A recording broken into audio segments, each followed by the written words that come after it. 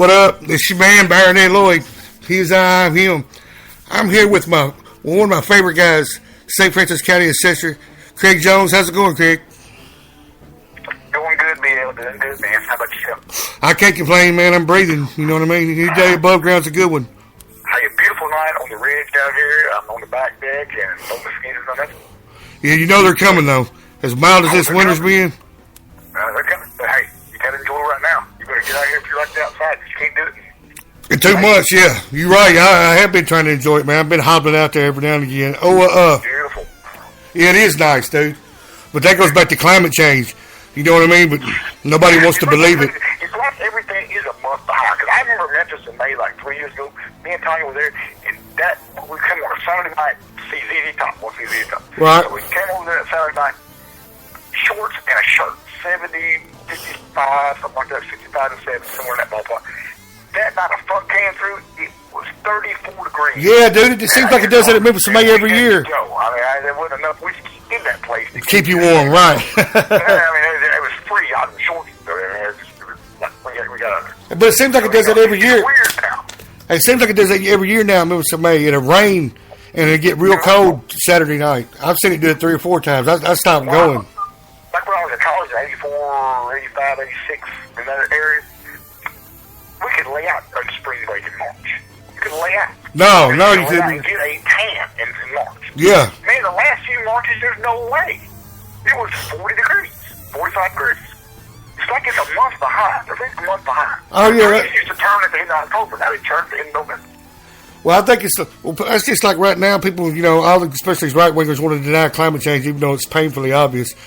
But they want to confuse weather and climate change. There's a glacier right now in Antarctica, and I think there's a hump the size of Arizona that's about to break off of it. You know what I mean? I think a lot of that comes back to WikiLeaks. That WikiLeaks article where the scientists were talking about, But that was found to be fake. You know that, don't you? No, it was found to be fake? Yeah. That had to be fake. It was fake. It had to be fake. Oh, it was fake. Climate change is really real. That stuff happened. Right, it is fake. 97% of all climate scientists are in consensus and agreement that it's real and it's happening. I just watched a documentary on Netflix by Leonardo DiCaprio about climate change, dude. It just scared the living shit out of him. What's the name of it? Man, that's you're living dangerously. Something about burning. I don't know if you said it. Here's the thing about it. Climate change happened 75 million years ago, too, especially global warming. Right. 75, maybe all the way to 225 million years. But you know why greenhouse effect happened then? What is it, methane? Yeah, dinosaur flatulation. Yeah, methane. That's insane, ain't it? Well, It's insane. But then you think about it. They found dinosaurs the other day that's like, Jesus, it's like 6 stories tall. You know what I'm saying? That's right. You write that down. Eating trees. All day, more or less. Right, eating trees, dude. That's going to add some methane gas to your environment. Oh, I promise you it will. You imagine a brontosaurus, I heard of them farting? Yeah, dude. You can see it go into the ozone. I promise you probably could. Well, right now, you're talking about methane, that's crazy.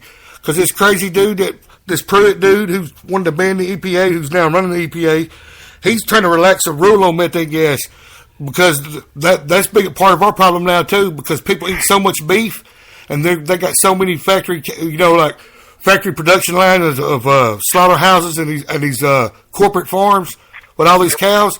They say we're putting off insane amounts of methane, and dude wants to rescind the rule on it so they can just go for it. You know what I mean? Us as Americans, here's the thing I've always thought. Plane travel needs to be local. Right. Bus travel needs to be local. Here's the thing about it. I thought about this the other day. A broke woman, a poor woman in 1954 with 2 kids and her husband working all day, right? Right. And they ain't got much money. They got nothing to eat. Maybe they live in right. Could go to Memphis for the day, go to the zoo, go to the ball park or wherever, and do it. You couldn't do it today if you wanted to. No, you couldn't. You'd go broke. They could carry those kids to Memphis for all the money in the world. At least back in the old days, in the 50s, you could carry them. You know why? Because the middle class is way better. Right. A lot better. And people don't realize. And people don't realize that that's the problem in this country. The middle class is shrunken to nothing. Right. It's being chewed up by the upper class and the rich dudes, and they're making us, and they trick the middle class into pointing the finger at poor folks or immigrants. You know what I mean? The same thing you're doing in Germany. Right. That's exactly what they play us off one another. Right. That's exactly what they done in Germany. You know, Steve Bannon was at CPAC today, and he used all these war terms, and he started talking about nationalism again, and people don't realize nationalism is the foothold for fascism. You know what I mean? Nationalism has caused every war, basically, besides a few other things. But nationalism is a major cause of war. Right. And it also causes fascism, man, and that's what people don't understand is all these alt-right cats. That's like this Milo Yiannopoulos or whatever his last name was. Dude, it's a vile dude. He was on Twitter saying hateful shit forever, and the alt-right loved him because he was gay. He was open to gay, so they could say, "Look, we like gay dudes," and he agrees with us. And I kept telling people, and all these right-wing people on Facebook would posting him, and I was like, "That dude's a piece of shit." And now look, dude, they caught him on video defending pedophilia, and they're running away from that dude. They talk about illegal aliens, and most of the illegal aliens are Mexicans. They're coming from South America. Right. Central America. I mean, they're not coming from Mexico. Mexico's economy is doing a lot better. Right. You know, it's doing a whole lot better. That's because all the factories done went down there. But here's the thing about it. Okay, so a guy speaks into your country illegally, and he comes from Rio de Janeiro. He goes all the way from Rio de Janeiro to Tijuana. Right. Through all the jungle, through all the trials, through the highway. Right. The robbers, right. The little gangsters, cartel. Border and gets in illegally. Do you not want this guy in your country? Right. He went all the way from Rio de Janeiro all the right. way up. It's like some 1880 right. witchcraft. Right. He's going to make something happen. That dude's determined. I mean, and the ones coming from Lebanon, here's the thing, I mean, people don't understand about immigrants. Americans have always got the best. It isn't like we got the dregs. We've never got the dregs. No, we've always got the best of the best. Remember the potato famine? The right. Irish Prime Minister said America has got our best. Right. That's what he said. I mean, and like the Syrians coming over, they're doctors and stuff. To get into the vetting process, you got to have money. Right. People don't realize this. You got to have a lawyer. You got to have a lawyer that takes. Hey, look, people, when they talk about this extreme vetting, what we do right now is extreme. It takes 2 years to get vetted. You got to have a lawyer, and you get checked out by 5 different government agencies, including the CIA and the FBI and Homeland Security. You know what I mean? Right. And it takes 2 years. So what else can they do? The thing about what's wrong with the world, nothing can be done quickly. Right. It's not pretty. You can't wrap it up in a present and say, this is it. It starts early and young, and it's education, and, it's nothing flashy. Right. But it's not a silver bullet that's going to fix it. No, it's not a black and white issue. It's hard to sell because it's so boring. Right. I mean, you heard a million times. But here's the thing about it. Check this out. Statistics. I took a little statistics in college. And statistics are in everything. Right. It's like if you start to paint. When you start to paint, you start noticing shadow and darkness. Right. Where you go? You start noticing that stuff. Well, statistics are the same way.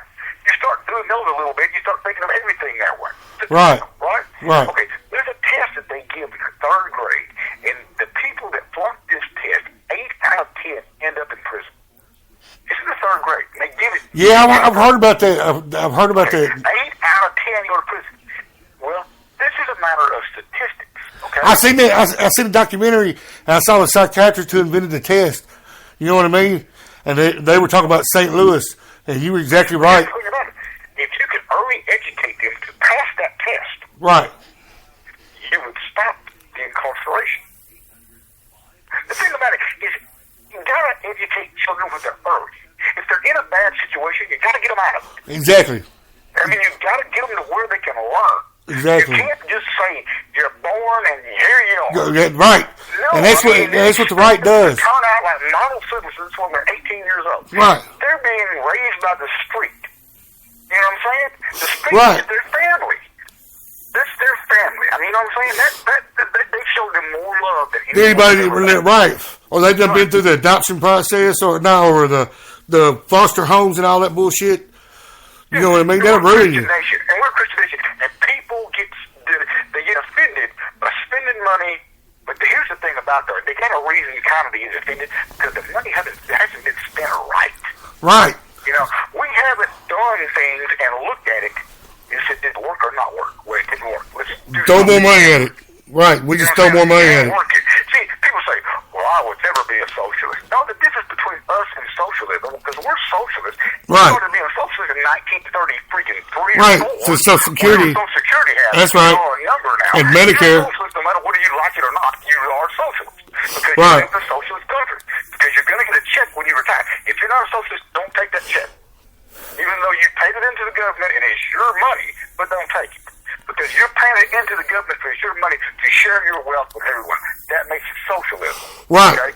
So you're socialist right now. But the difference between us and socialists, we don't claim to be socialists, whereas socialists looks at programs they do to see if they work, whether it's worthy to spend money on it again. That's right. We don't do that. We just throw it at it and then deny that we're socialists. Well, people freak out about socialism because the Soviet Union used to call themselves, socialists, even though they were communist.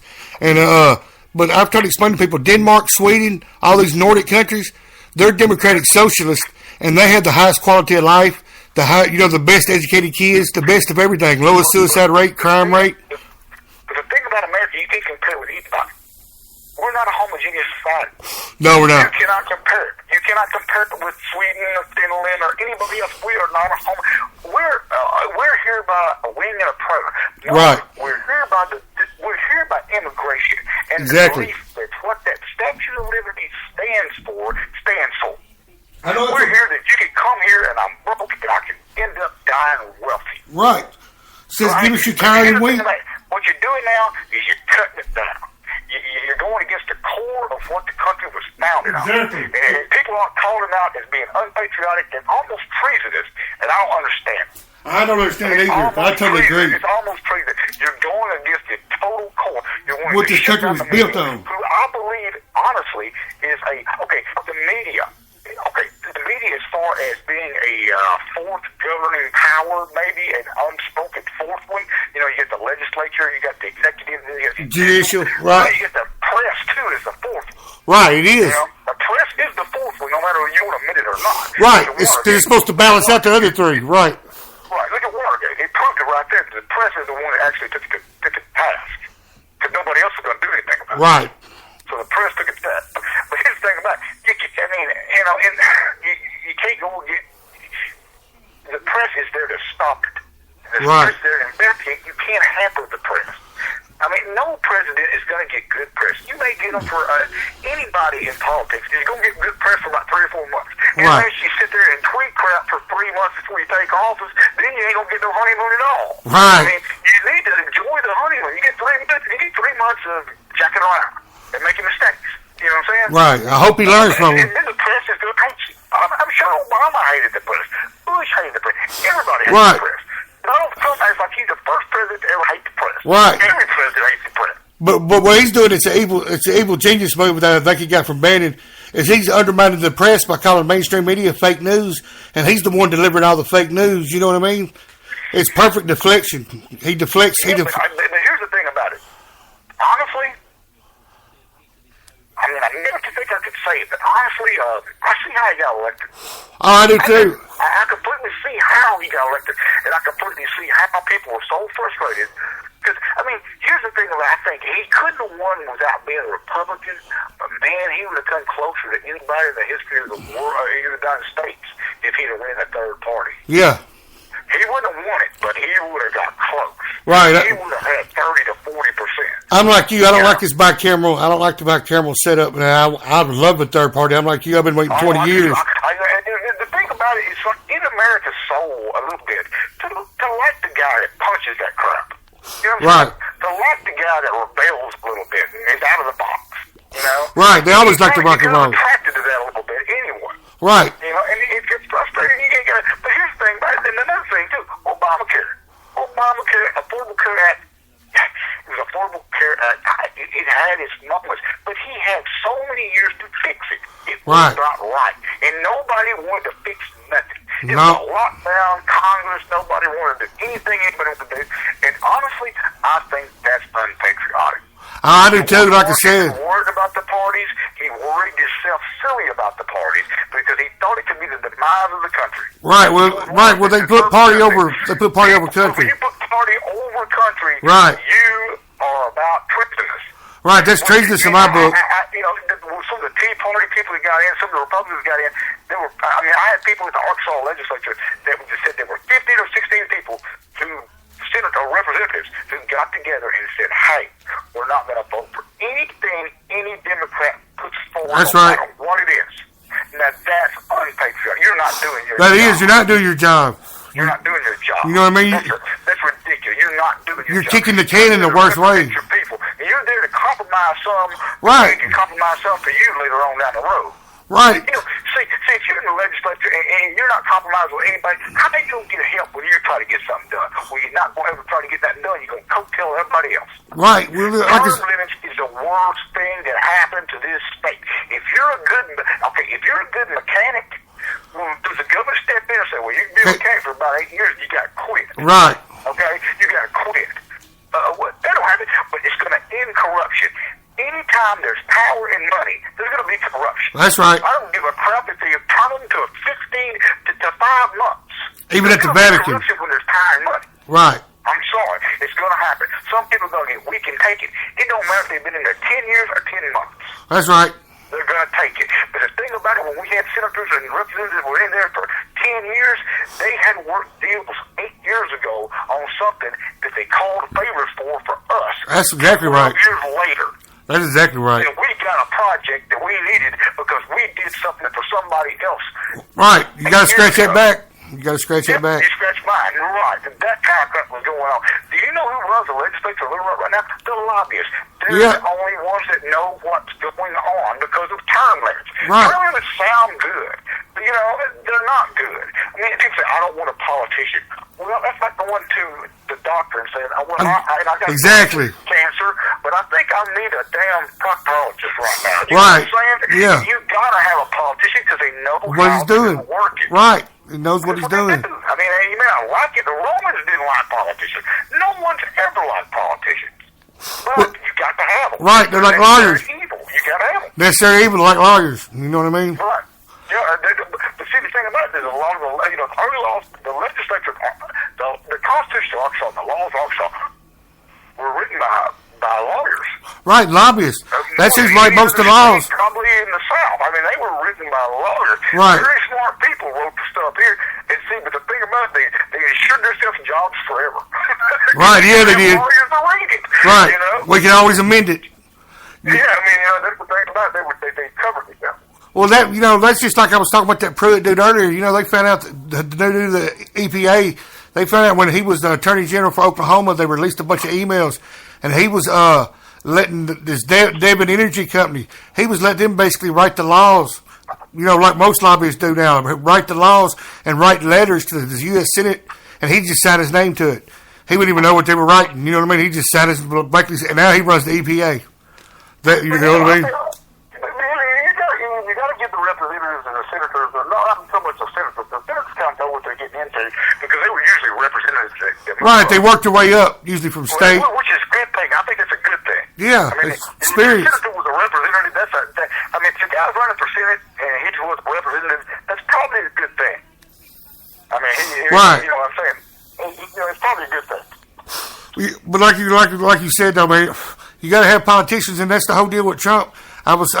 Before we got on air, I was made this comment to Craig. I was telling him that it's like you have a restaurant. If you got experienced people like wait staff already in the restaurant and cooks, you can put a manager in there that don't know what he's doing, and he can learn. You know what I mean? But when you put him in there with a bunch of other people that don't know what the hell they're doing, like Trump's done, you get this shit show that we've been getting for the past month. You know what I mean? This is the most chaotic I can remember any president's first month has ever been in my lifetime. But honestly, though, I mean, I'll be honest, give him a little credit. Oh, yeah. He's doing everything he said he would do. And that's the worst. This is the worst president that can say that can do everything he said he would do. Right, hell yeah, it is. I mean, they couldn't get nowhere. I wish a lot of them did do what they said, right. But him, I wish he did about half of what he said he would do. Right, yeah, he's knocked it out, but I tell you, one thing that blows my mind is he'll blow up a big issue like the wall or immigration, and while people are focused on that, he does shit that affects the little guy, and the little guy don't know it. Like he's loosening up all these Wall Street regulations, and he's allowing the EPA now, or these coal mining companies to dump sludge in drinking water. You know what I mean? So, man, when you get farmers hiring workers, you're pretty well winning just the core grassroots exactly. of the whole show. Exactly. When you get farmers hiring migrant worker in the attics and crap, that pretty well goes against your whole base. Right. Well, they passed the strictest immigration law in Alabama a couple of years ago, and like 70%, or maybe even more than that, of their fruits and vegetables died on the vine because they couldn't find nobody to pick it. White folks and black folks couldn't do the work Mexicans could do, and that's the honest truth.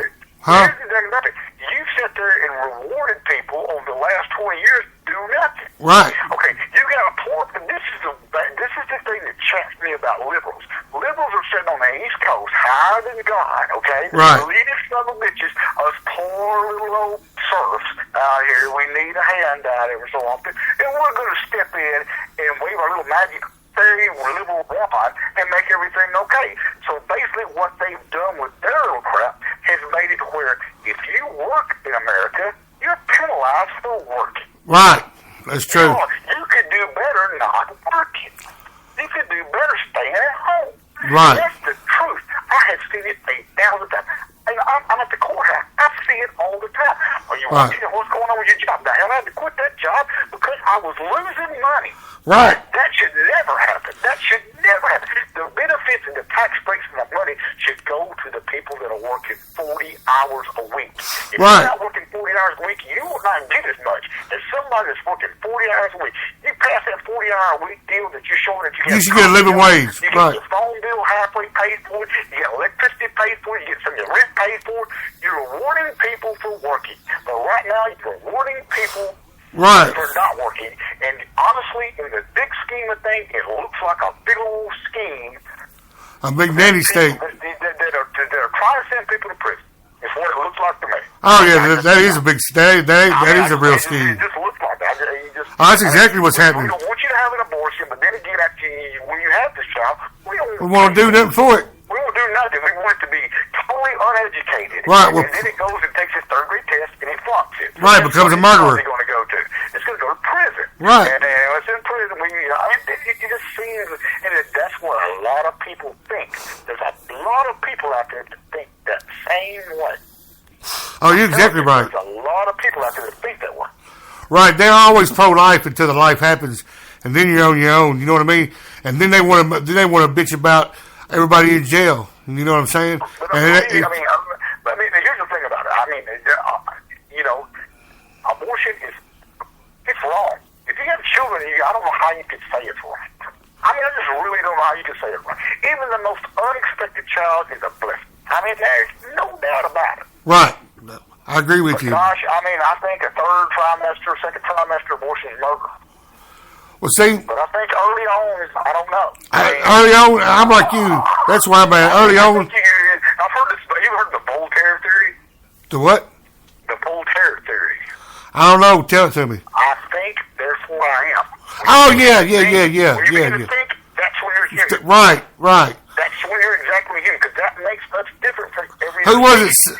Who said that? Aristotle, Socrates? Who said that? Voltaire. Oh, it was Voltaire. You're right. Right. Voltaire. That's right. Mm-hmm. The French writer Voltaire. Here's the thing about it. Most people don't agree with abortion, and they don't like it at all. But, then again, I don't like it either. It's murder. I mean, and this is like one of those things. There's a couple of contradictory laws going on, okay? Right. And there's one of them. If I kill a woman and she's pregnant, right, you can charge her double murder. For killing two double murders. Right, that's right. It's crazy. Abortion murder. Right. I mean, that's what the law says. The other one is I can go die for my country and not take a beer for my country when I'm 18. Really? Right. Really? You're right. Really? Well, see, what gets me is when it comes to abortion, I said this right here.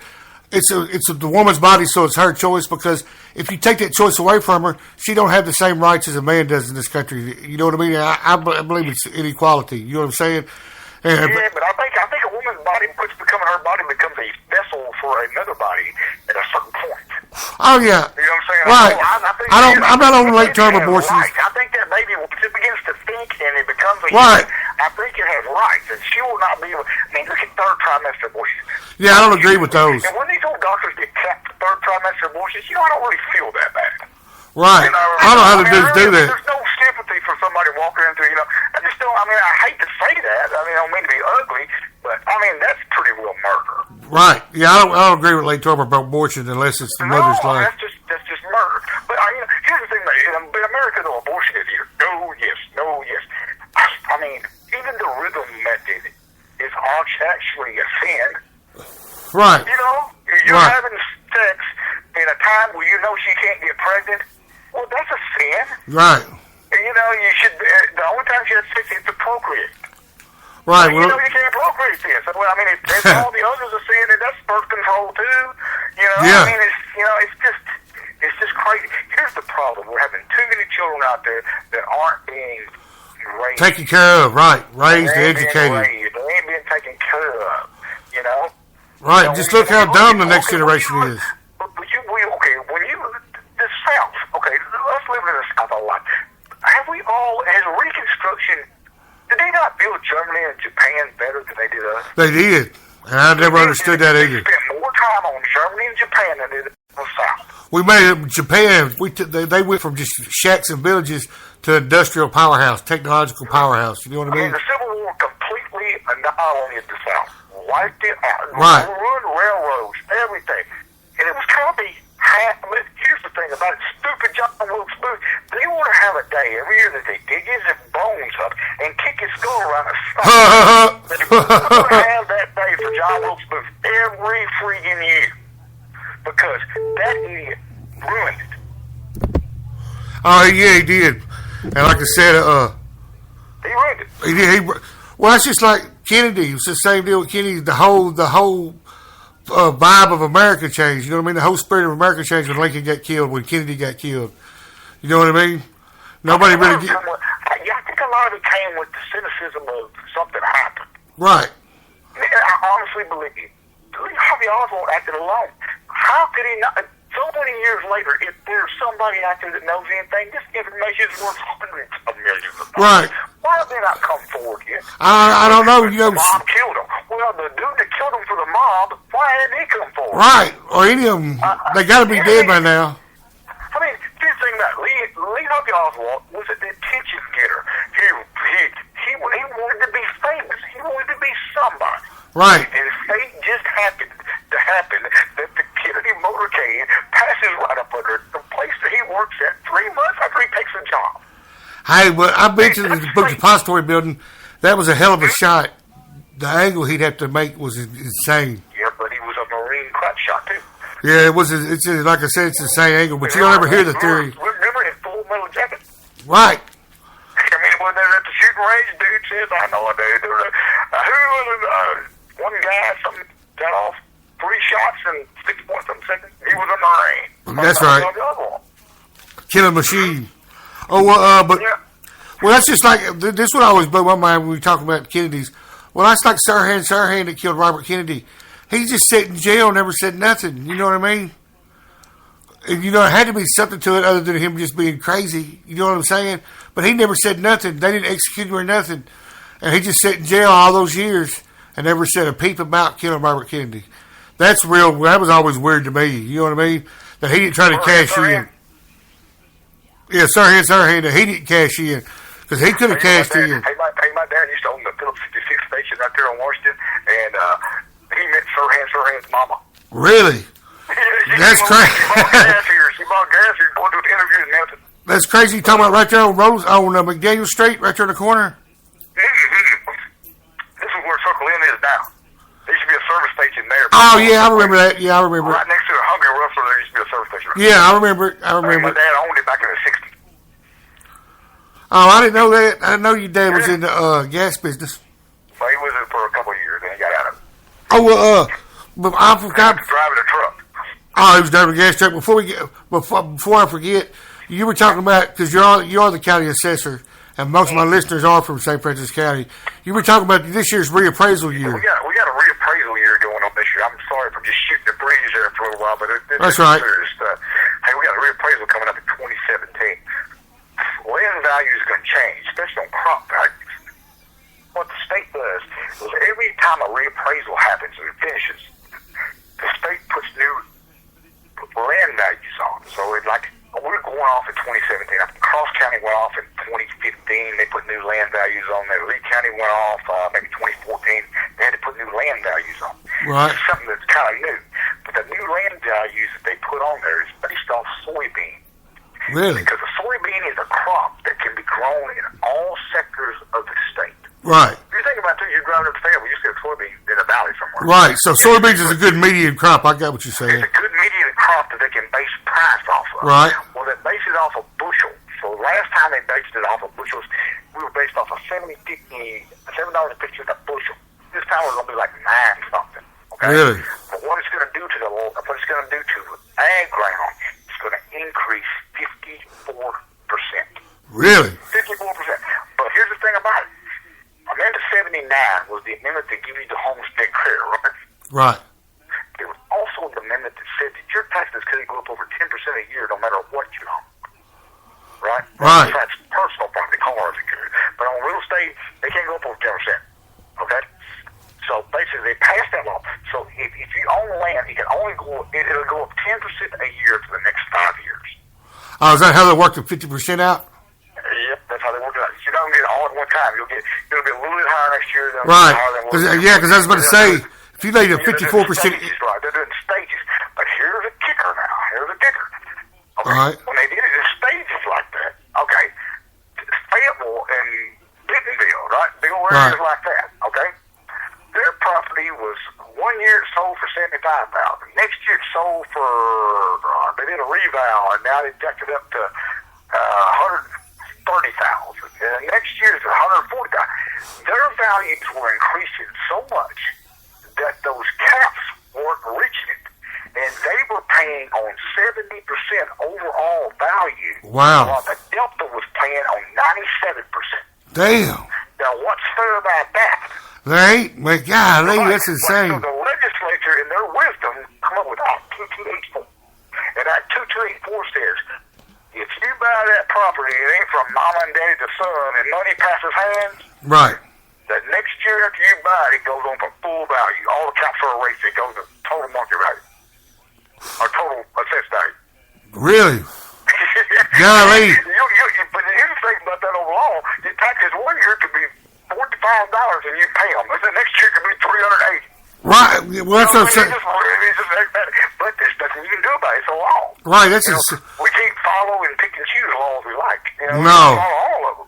Hey, Donald Trump's done a pretty good job at it. Yeah, but Craig Trump couldn't. He'd be pulled that off. You know what I'm saying? Right. You got to do what you got to do, because when you raise your hand taking a wolf, you got to follow the Constitution. You got to follow laws of the state. Right. And that's a law of the state. And then again, too, if they find out you ain't doing it, here's the thing about any office at the courthouse now, basically, but not so much every office, but a lot of them. State funding carrot. You got a state funding carrot. It's Right. always there. You don't do it, you don't get the money. You explain that to everybody. Why the school buses can't run. Right. That's exactly right. They said you got to go and paint a big old red X on every door in the county. You got to go out there and paint a big old red X on the door in the county because they're going to hold your money back. Right. See, well, that goes back to like you were saying earlier about tax rates. People don't realize that when the middle class was at its strongest, that the upper 1% paid 90% tax rate. You know what I mean? And now they're paying 9%. Farm ground has already been. See, here's the thing about farm ground too. You can't appeal your values to the equalization board. There's an equalization board in every county. It's usually 3 to 5 people. We have 5 people on our equalization board. Shirley Carriger, Victor Cairo, Brent Ponder, Jimmy Schull, and Isaac Wilbur. And what's it called? Equalization board. Equalization board. They go into session the first Tuesday in August, and it goes into session until you can go all the way until November, but it can adjourn as late as early as September 22nd, something like that. You know what I'm saying? Well, I've never heard of it. I think the third Monday in September is when you can start having meetings, and if you don't have any, you can adjourn that next Monday. You know what I'm saying? Right, you're right. Tuesday, you can adjourn. Yeah. Right. So I think September 22nd. But what it is, you call the county clerk if you don't agree with your values. Well, first of all, what people do, they call me. right? Right. And I get like that's with reappraisal companies who set the values for real estate. That's usually what it's about. If it's custom property, we can handle it in our office. But we're contracted with the reappraisal company. So we look at the stuff, and I'll kind of look at it too. And we'll see if they can make an adjustment. If the reappraisal company don't make the adjustment, then you can make an appeal to the board equalization and go in front of the board to make Oh, okay. But you better have a case, you know what I'm saying? That's right. with the keyboard. You can walk up there and say, well, it ain't worth it because I say it ain't worth it. I mean, you got to walk up there and say, well, I got it appraised last year, and they got it appraised for $50,000. You got it for $85,000. Right, that'd be the only way. That kind of stuff right there works. You know what I'm saying? Right, I bet they don't overturn much. Because I bought the house in 1968 for $13,000. That ain't going to work. Right. You know? Oh, yeah, you're going to have some type of evidence to prove it is the value. What the Constitution is, the burden of proof's on you. Exactly right. They just made a case, and you got to reply to the case with an equal. They have a method to their value. Well, you educated me. I didn't even know the equalization board existed. Your value estimate has better have a method too. See, I didn't even know the board existed, so you educated me. That's crazy. That's crazy. It's one of them bureaucratic. You have an appeal process. See, here's the thing about it. I never had this happen, but I heard some counties that had it happen. Okay, the guy appeals to the EQ board. It don't go well. He don't like it. Then he can appeal to the county court. And I think the judge hears that. Really? The county judge hears that, yeah. I think it goes in front of the county judge. And then if that don't work, I think he can appeal it to the circuit court. Really? He can go all the way up the scale. You know what I'm saying? Right, the state Supreme Court if you had to. Right, yeah, they kind of like that, but on a smaller scale. Right. Yeah, I mean, you got several ways to appeal, but after you appeal it to the court, and the actual judge, you don't rule in your favor, you're done. Right, I'm thinking they probably rarely overturn anything at the equalization board. You know what I mean? Sometimes the guy's got an appraisal. Right. See, here's the thing about the reappraisal company don't go in your house. You can have a tree growing in the middle of your house. They don't know. Oh, yeah, you can right. walk in your house and you can it can be gutted. You can drop a marble and it runs through the middle of your house. You know what I'm saying? Right. Or it can be gutted on the inside. It may look good on the outside, but inside may look like crap. Right, it looks gutted. Like, what was that old cartoon, like Tom and Jerry, the tax man would come around, and it looked like they lived in the shack, but on the inside it was plush, everything. I think it was the old Tex Avery cartoon. But, yeah. What happens when the government put together their own manual? There's a appraiser's manual called Marshall and Swift. That's the appraiser's manual. That's the whatever, the standard appraiser. That's a standard. Right. That's the Kelly Blue Book. Right. Appraisal. Okay. They use variations of it, especially when they grade commercial property. You know, they got to use the state's manual because everybody's got to be uniform. Right. You know what I'm saying? Yeah, so exactly. They put out their own manual so everybody has the same prices. They're trying to get equitable values all throughout the state. Right, because if you didn't, it'd be a fucking riot. Oh, if you did, I worked there. I worked in the census office back in the day. The state, the state somehow was making more money back in the day because they didn't pay attention to what the counties did as far as appraisals go. Okay? Right. They didn't. Man, I would be scared to open the drawer up back in the early 90s because your house could be on for 75. The guy right next to you be on for 13. It was everywhere. You know, it was just not fair. Right. When Jim Tucker got in there, really when Lakeview happened, everything changed. Oh, Jim got it last long. Yeah, but when Lakeview happened, Jim made reappraisals equitable. Put it that way. What he did, see, you had this is the thing that you had. This was the counties had power back in the day. Right. They audit you on two things. Okay, they used to audit you on two things, and you had to be at 20% of value. I know this is complicated, but right. If you're not at 20% of value, if they take all your sales and they look at them, and you're not at 20% of all those value of what you got it owned for. Right. Compared to what it's sold for, if you're not within 20% of that, you're out of compliance. And you've got 1 year to get it back in the compliance, or you're going to lose all your permit money for your school. Damn. See? Yeah, if you don't get it in compliance in 1 year, 12 months, you're done. Well, that's like when they shut birds down that time because dude owed all that tax money. You know what I mean? So when they started this in 97 or 96, the county flopped. Okay, but this is what they did. They used to take the ratio off of this. They would take real estate, right? Right. Which is all you have. But then again, they would take personal property, which is all your cars. But they would give you the value for your cars. So So if you put them on, and you have a programmer program those values in your computer, and when they came in with that card, it would automatically be the right price. Right. You can have 300 things wrong on real estate. If 100 things are right on your personal, when they put them together, it would be like, oh, you're at 15%. Right. In your real estate, like really, you're way on. It ain't value hitting that fit. You know what I'm saying? Right, because you see it's running the ground. After that Lakeview deal, and they made that. After that all happened, they started grading them individually. Really? And, okay, we have 75 counties in the state. 66 flopped.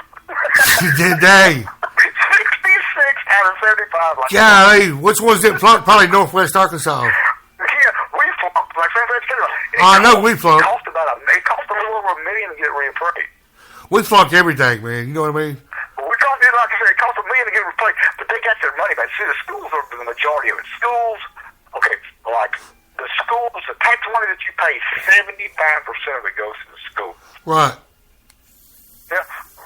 Okay. But like my office, its budget, 88% of it is paid by the taxing unit. Right, which it should. It should be a self-serving entity. You know what I mean? That makes sense. But like in the Arkansas Constitution, when you think of the Arkansas, the sheriff's office was the first office, the municipal office that was created, right? Because you had to have law and order. The assessor's office was the second because you had to pay for it. Of course, because you got to collect that money. They got to get that money, Craig. You know what I mean? Yeah, pay for it. We got to do this. Going to take your money, and we got to do to enforce it. That's all you need. You know what I'm saying? Yeah, but honestly, though, I had a guy come down like probably 5-6 years ago, and he came to the office. He was an hour, and he got his tax bill. Okay, he walks in my office. He said, "Man, I'm telling you, I'm sick of this crap. I moved down here because it's warmer, and ain't got half the damn amenities that I had in Iowa. Right? I can do all kind of crap in Iowa. I can't do nothing here because there's nothing to do here. And I was paying. So I was paying. He said I was paying less in taxes. Look at this bill right here. I looked at it. It was like $445. He said, "Now, man, when I was in Iowa, I wasn't paying but about $280 a month, and this summage comes in for $300 or $450." He said, "I ain't paying it." I said, "Man, that's the year." What? Right. What? I'm paying $280 a month. Hey, yeah, you're one of the poorest counties. Trust me. Yeah. Dude thinks he's paying premium prices. Like, oh, really? Yeah, paying premium prices on Delta land. That's funny right there. He owned a house here, and like I said, though, he was like, Jesus, that's the cheapest I've ever heard of. But see, Brad, Arkansas, as far as real estate taxes go, are like number 44, 45. And what, collected them? Lowest. Oh, lowest. Well, we're the lowest in everything. We're low. Well, we're always the second lowest usually on everything, Mississippi being right behind us, thank God. Take a jaunt through Mississippi, though. Have you ever seen how many factories Mississippi has? I look at a bunch of huge factories, man, because the tax breaks, you know what I'm saying? You be driving down some little highway and not think that's going to be a little huge factory. There'll be a doggone factory to hire, probably 700 people. Right. How does Mississippi get all those factories? I think it seemed like it all started when them car companies come in. They give them big tax breaks, remember, and they put like two car manufacturing plants. Why don't we do that crap? I don't understand it either, man. I ain't never understood why we don't pass the Think about it. When people call me on the phone, they'll call me sometimes. We're interested in locating Arkansas. Here's the first thing I tell them. Arkansas offers no abatement. Now, tax abatement is kind of a no tax abatement. Right. It's like they're giving them a break. Right. Because they located here and they're hiring 1,300 people. So you kind of give them a break. We don't have an abatement. Why is that? Yeah, I know that's what blows my mind. Back in the day, we had Sanyo, we had Yale, we had some booming factories, and then they just dried up and went away. You know what I'm saying? And no mayor has done nothing to try to get industry back in this town in 20 years. And that's why it's all you got's the prison. Here's the thing about it. I don't know if there's much industry to get in this town. Right. I want to be honest. Let's just be truthful. Lay it all on the table. Let's just speak freely. Right, it's the place to do it. Got a union history. Right, it's the place to do it. Now, like I said, down Forest City, everybody works at the prison, which is sad that that's an industry in itself. You know what I mean? Like I said, though, corporations fear unions. It has a in his Far City that. I mean, I hate to say. I mean, that's the truth. I mean, I'm not making a comment whether it's good or bad.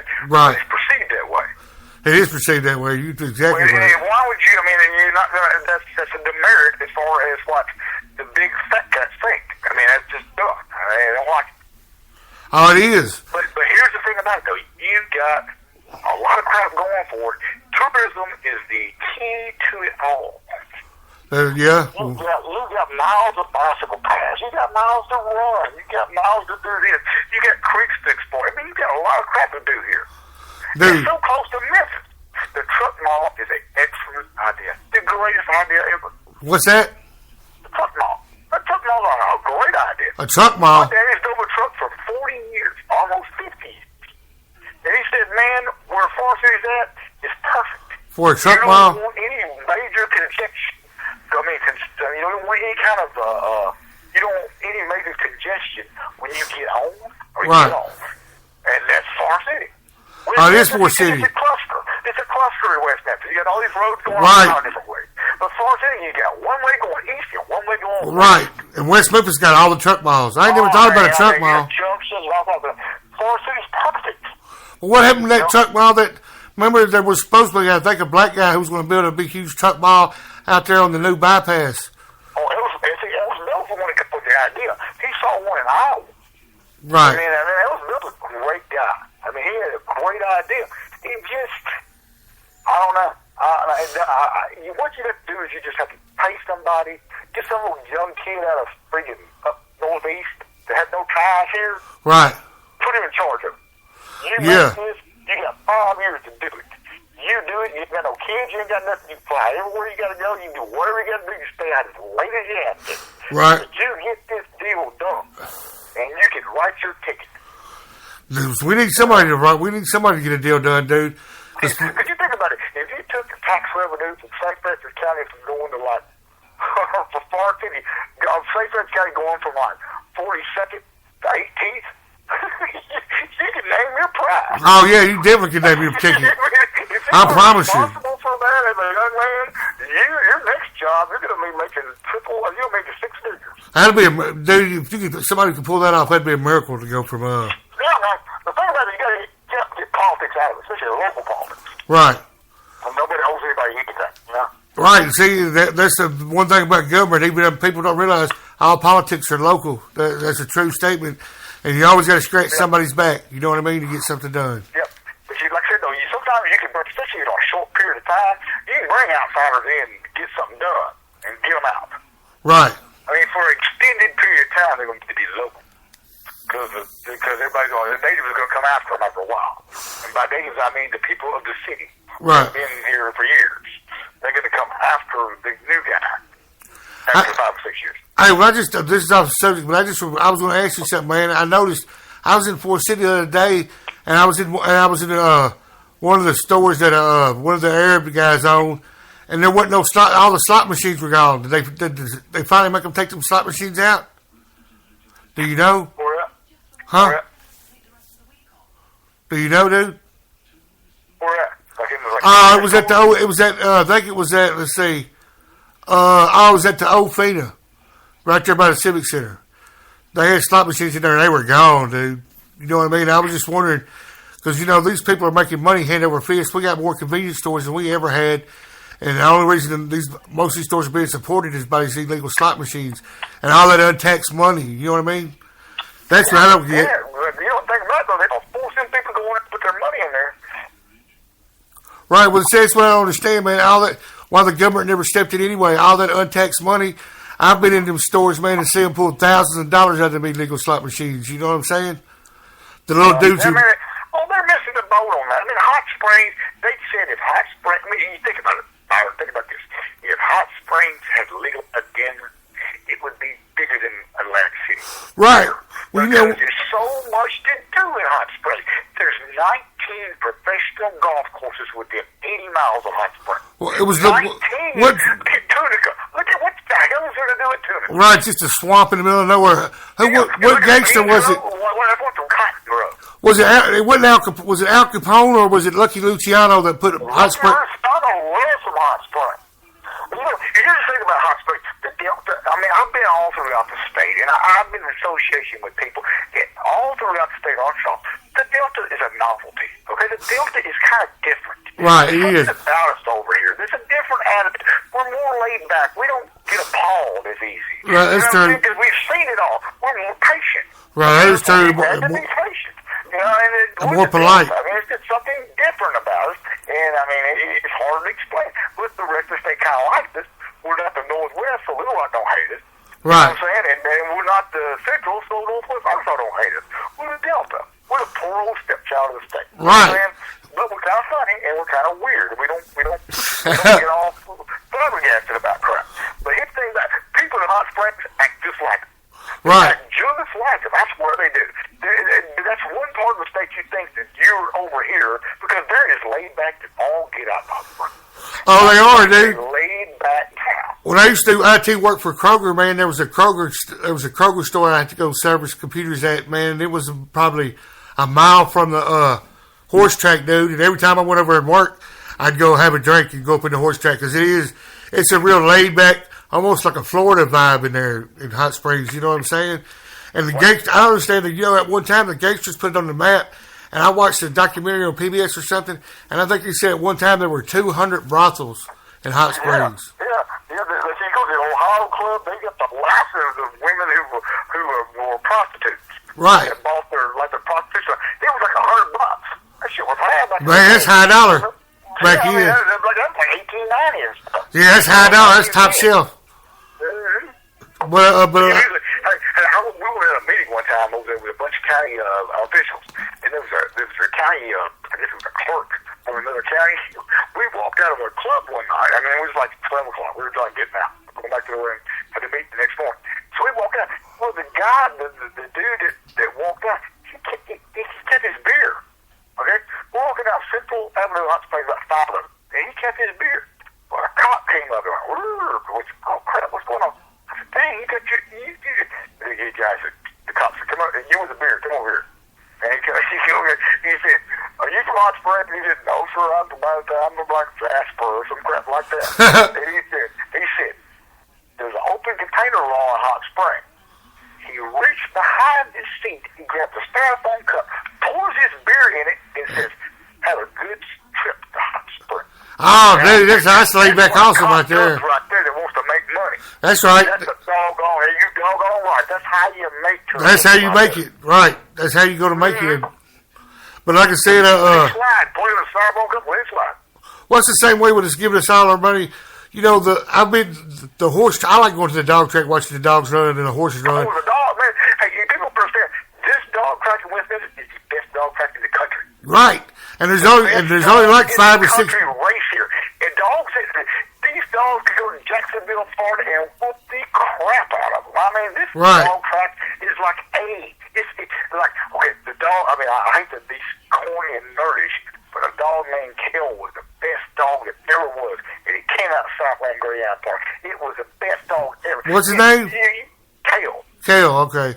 Kale. Like Kale, like the seaweed kale? Like Kale. Yeah, like the seaweed kale. Golly. Yeah, Kale. That dog was awesome. I mean, you got 528 yards, right? Or 528 yard race, right? Is that what it is? Yeah, these dogs are running in like 34, 33 seconds. 32 right. seconds. All right. And then Kale was running 29. Golly. I mean, this dog. He can catch Rusty. He can catch the rabbit. This dog was a horse. I've seen it happen before. I've seen a dog catch the rabbit one time. Rusty the rabbit over at the dog track. I saw a dog catch it one time. Like I said, this dog track here, the pari-mutuel gallon, honestly, you're betting against everybody else there. You're not betting against nobody. The house is just covered. Right. You know, that's what pari-mutuel gallon is. Plus your money goes slow. Everybody there. You're not betting on the race. You're just betting against people betting on the race. Right. And plus your money goes slow. But honestly, you can sit there with not $1 in your pocket and just sit there and look good. If it's an A race or a B race. Right. Oh, it's awesome, dude. A double A race, you're going to see the best. You're going to see the best dogs in the country.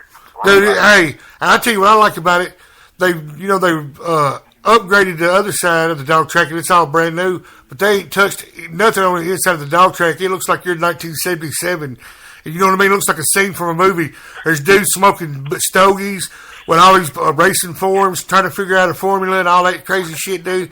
it's a weird experience. You know what I mean? Man, they used to have a thing called a super or whatever. Superfecta. That would build up. I remember that. It was progressive. It got up to about $78,000 one time, and I went over there, and it looked like fucking Jersey Shore over there. Hey. It looked like Jersey Shore, man. They were just dudes walking around in black, tight-fitting crew neck shirts. Right, skin-tight shirts. Yeah, I mean, that was think about it, though, that was a pretty good place to be that night. Right. You're going to pay $78,000. I don't understand why Forest City don't do something like that, man. We're right there on I-40. There's so much we could do, you know what I mean? That's like, what is it, though? Widener Walmart. You know, the dude put one on both sides, and I met that dude who owns it, and he looks like some dude that would own a sex shop. He had his hair all greased back and slicked back, was wearing a bunch of gold medallion chains. And at one time, wasn't they finding them folks like $40,000 every 6 months? Let me tell you what happened on that situation. This is a funny situation. Oh, yeah. Him and his partner came in the office one time. Oh, so you see that dude, too. He's sleazy looking at him. They came in the office, okay? They came in the office one day, and they asked me, that was back when Widener annexed that. You don't realize that? Widener annexed that. I didn't know that. Yeah, it's in Widener. They annexed it. The Widener looks like a spider on the mouth. You know what I'm saying? They got little legs Right. everywhere. All they got's an overpass. But Widener annexed that building, okay? But before it was annexed, it was a part of the county. You know what I'm saying? And those two guys come in and said, "Hello, we're up from Florida, and we're wanting to know if there's any, codes, enforcement, or any kind of thing like that we need to apply for to operate a business out there at the Old Stuckies." I think it was Old Stuckies. Yeah, it was a Stuckies. Yeah, it's Old Stuckies. Well, I said, this is my true word. Forgive my language. All right. I said, you'd probably be all right if you don't open a titty bar.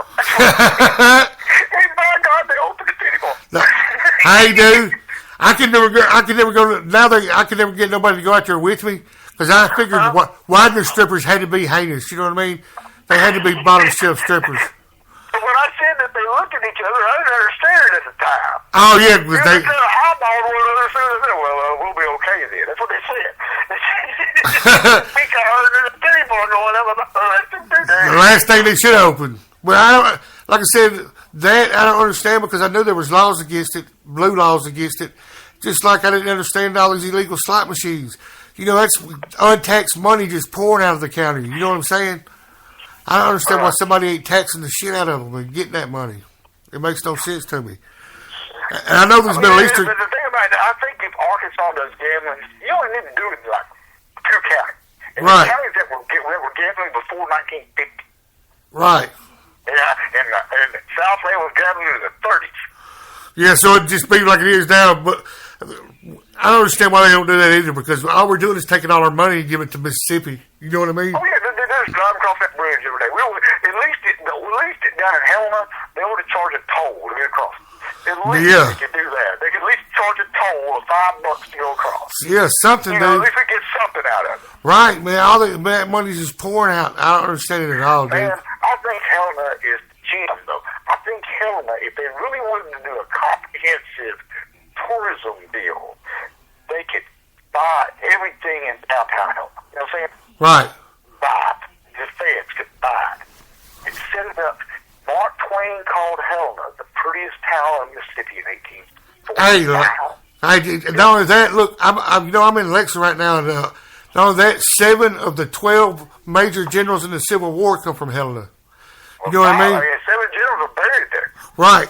Oh, you should see this. There's no town in America where 7 Confederate generals are buried there. Right. And people don't realize the history of this. But what if you took Cherry Street and you rebuilt Cherry Street like it was? Oh, man, it was awesome. What if you put gas lights on the streets of Cherry Street? Oh, that'd be awesome.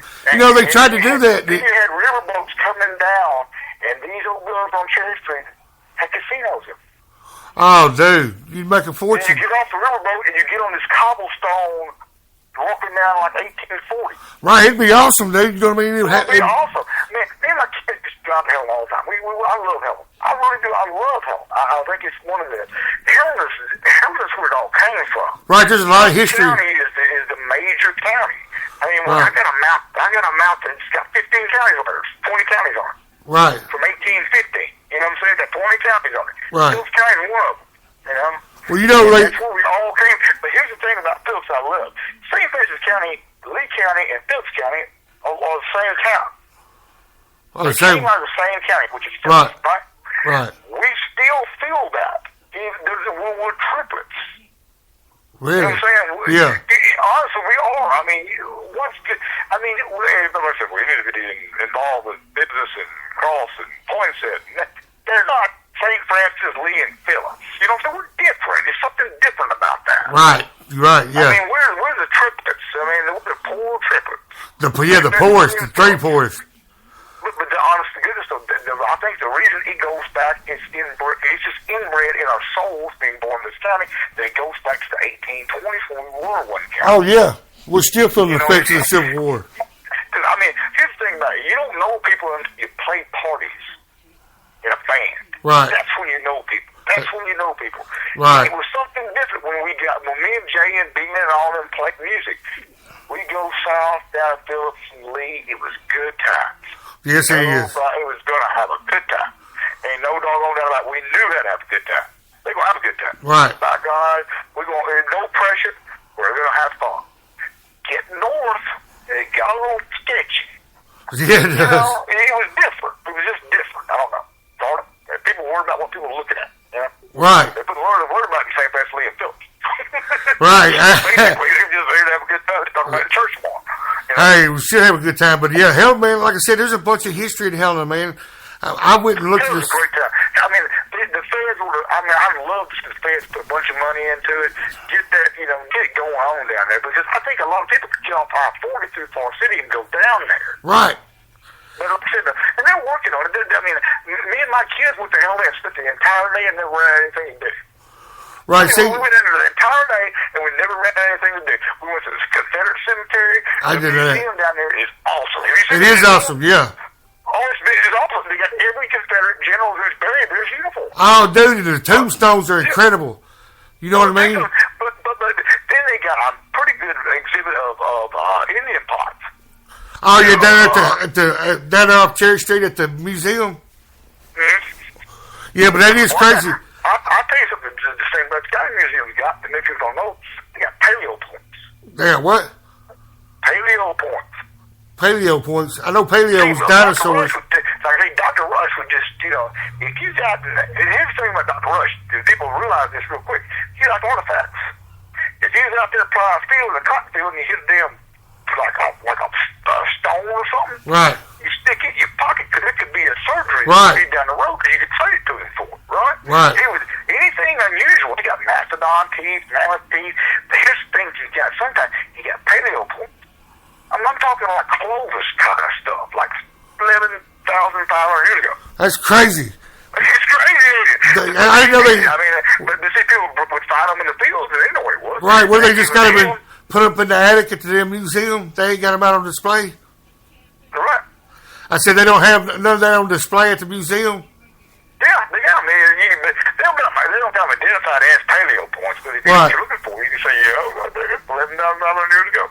Right, because the only thing I ever heard of that was famous that was in a museum in St. Francis County was the bed that Al Green was born in, allegedly. I think. St. Francis County is rare. St. Francis County, I'm a fossil hunter. I'm a fossil hound, right? Right. I've been fossil hunting for years here. It's a perfect place to fossil hunt. I have too, but I used to. Oh, they can find it big time. They can find it all over the county. Like mastodon and mammoth. Well, shark's teeth, right. Giant sloth. See, the shark goes back it goes way millions back. But the reason it goes millions back is because when it gets down to Madison, the creek cuts deeper. Right. And see, because there's a thing called a Jackson Formation. They call the formations based off of where they were first discovered exposed. Like the Fayetteville Shale was first discovered exposed in Fayetteville. Fayetteville, right. So it's a Fayetteville Shale. Right. The Jackson Formation was first discovered in Jackson, Mississippi. So the Jackson Formation. But the Jackson Formation is a band of when it was basically a shallow sea. It's the sediment from that. Oh, really? Yeah, because I remember. It's exposed in Madison, right there at Crow Creek Bridge over Highway 7. Right, and people don't realize the Indians that were around here. Like you said, you can trip over a pot.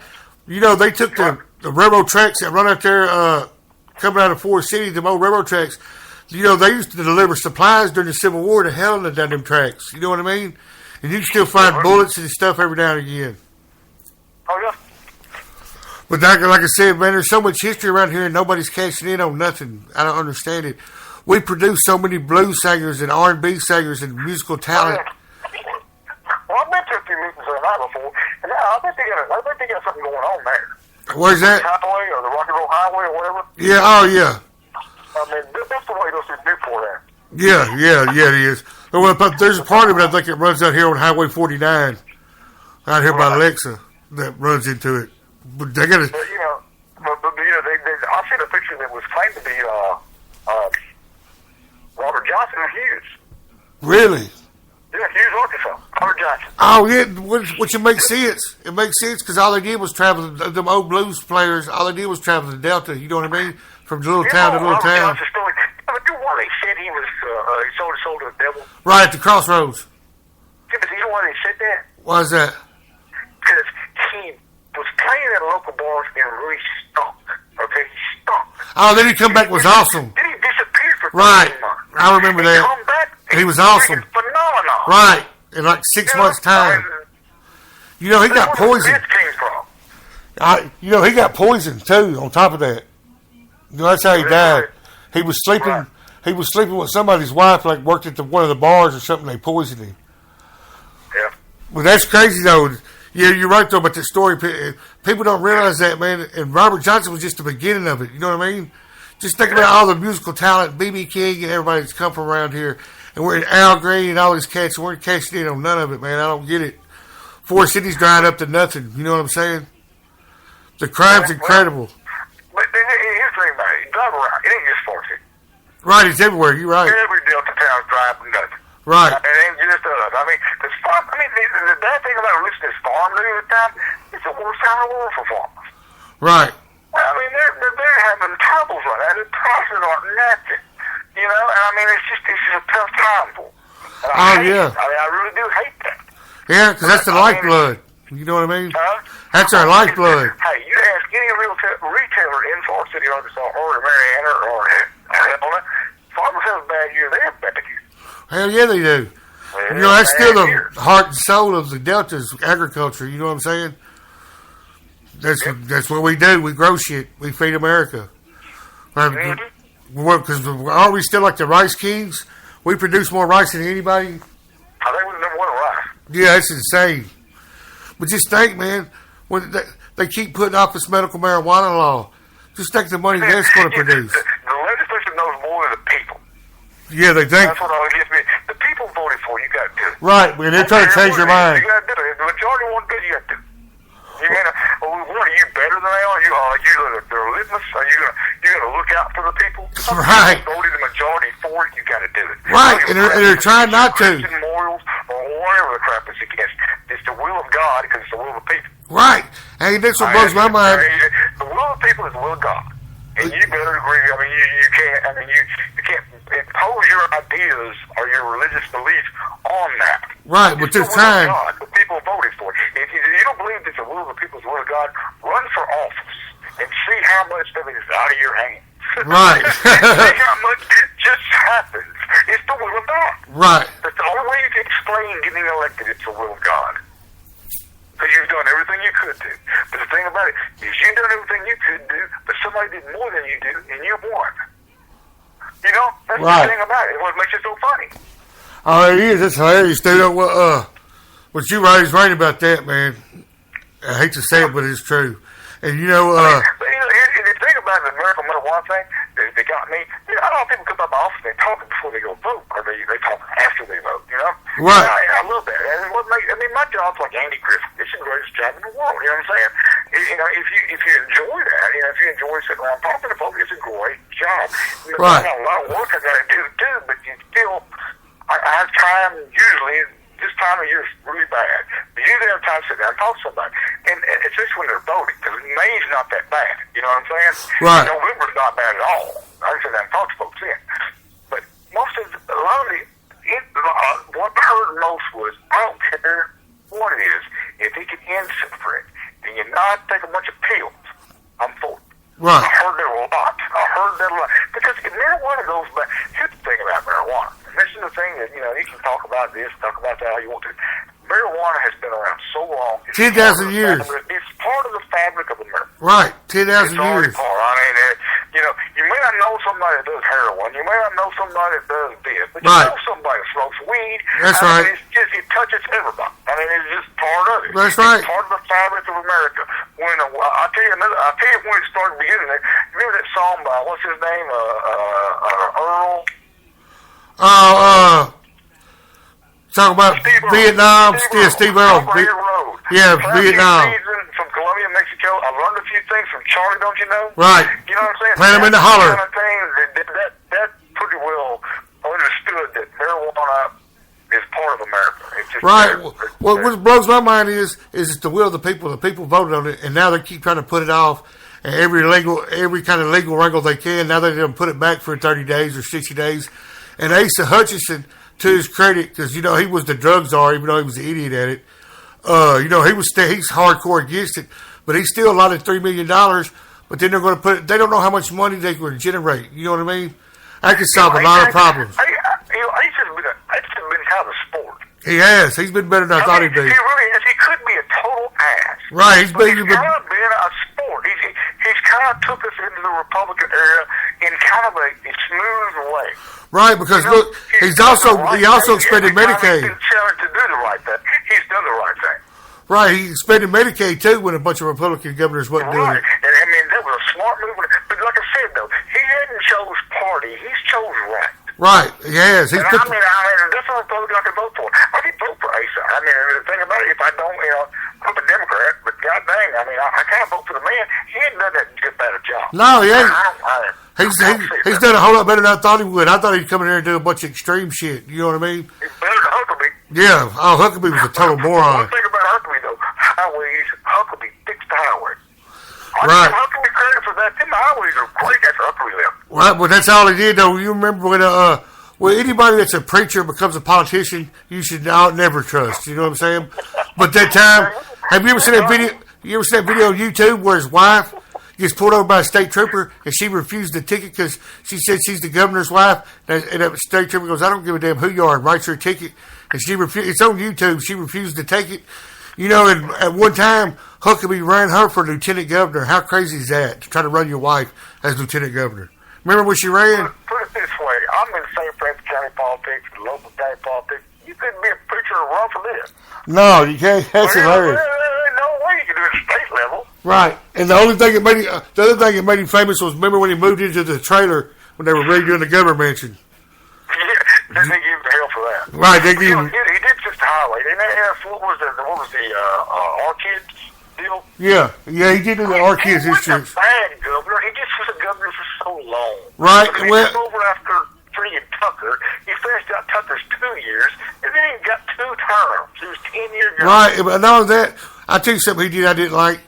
When he got all healthy, he decided he was going to force the state to be healthy. That's when he started passing all these non-smoking laws and all that other bullshit. That's what I didn't like.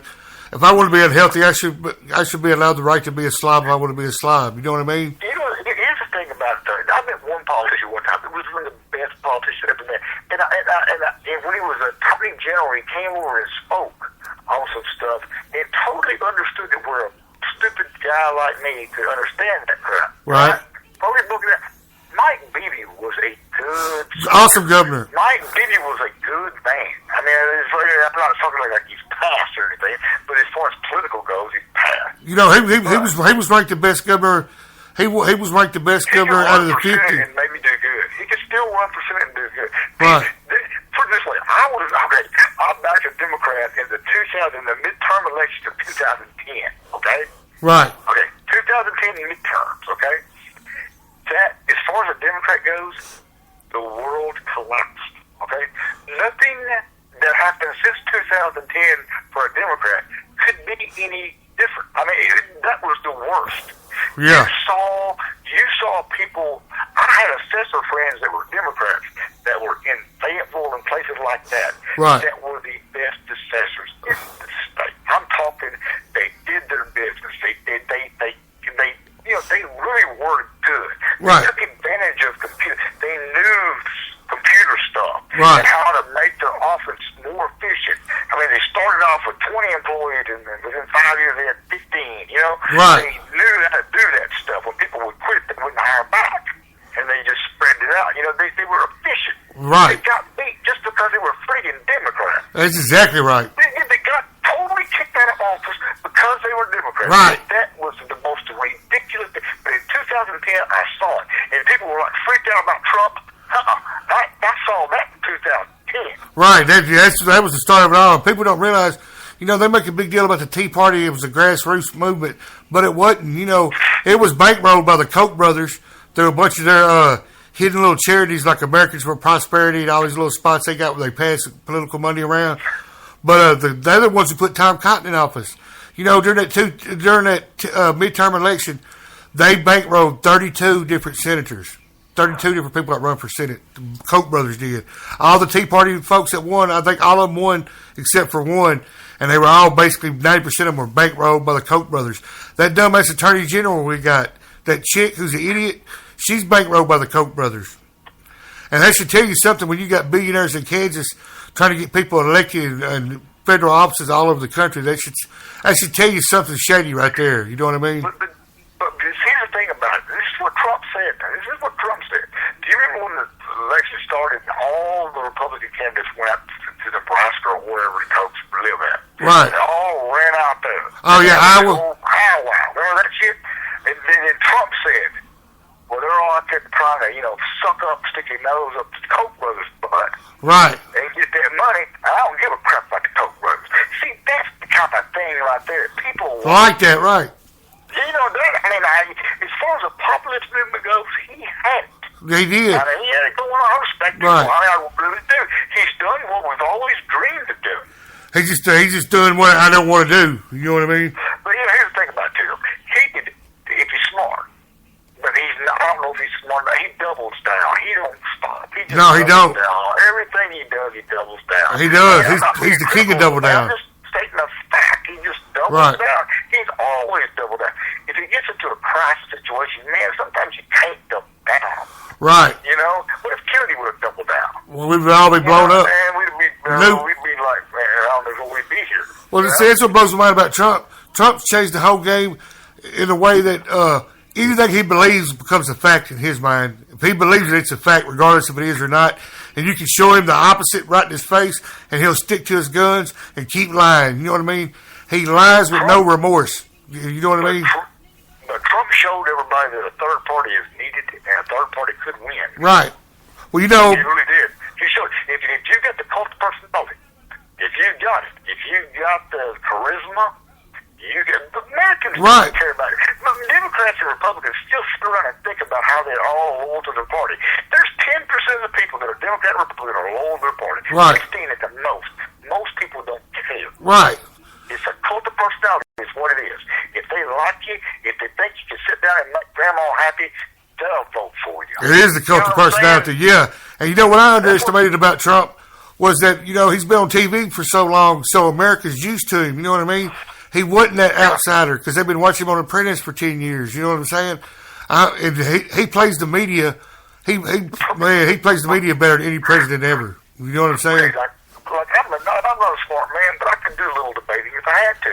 Right. If I got in front of Tom Cruise, if I got in front of old Cruise, he would kill me. Right. And he would just annihilate me. And he wanted anybody in that parameter. Right, yeah, that's Maybe right. Rubio could have hanged with him a little bit, but he right. annihilated everybody else.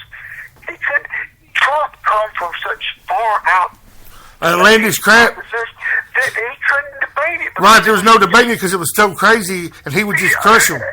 They would just shut up. You know what I mean? He walks out there and he says, Line Ted Cruz, raise his Bible high, lay it down, and la. How do you debate that? Right, exactly. I mean, all of this Harvard and Yale, wherever he went to, you know, he was a prize pupil of Dershowitz. Right. I mean, Ted Cruz was one of Dershowitz's most prized people. That's what was so scary about Ted Cruz. He's a great legal mind. He was a genius. Yeah, he's a legal genius. He is a legal genius. He's a legal genius. I mean, had to be scared of that a little bit. But he Right. probably ruined his career. Right, but he's like Nixon. Nixon was the same way, but he was just so unlikable. Nixon finally got elected, but Cruz is just so unlikable. You know what I mean? He's just got that creep vibe around him. But like you said, Trump would just destroy all of them, man, and he would just call them out. Once they all shut up, he would just... But something else that Trump was good about was attaching, like you said, those little nicknames. Lying Ted and Crooked Hillary. That shit resonated with people. You know what I mean? After a while, every time you hear Hillary's name, you'd think Crooked. You know what I'm saying? Because he said it so much. The only way to get to Trump ever is make him think that his name is being tarnished. That's exactly right. Because that's all he's got. It's his ego. He sold his name back in the 80s as something that maybe it wasn't. Right. He sold it as what it was. Right. What it's going to be. Something that was that is smoke of class and he sold that name. Right. He rode the name the entire time. But when his name starts getting tarnished, watch him back off crap. Oh, yeah. When the Trump, like a vodka stuff. Well, that's because his ego. Well, he's the biggest narcissist ever. Am I right? If the Trump name gets tarnished, his millions are gone. Right. His billions are gone. People don't realize the majority of his money he makes off licensing his name. You know what I mean? Right.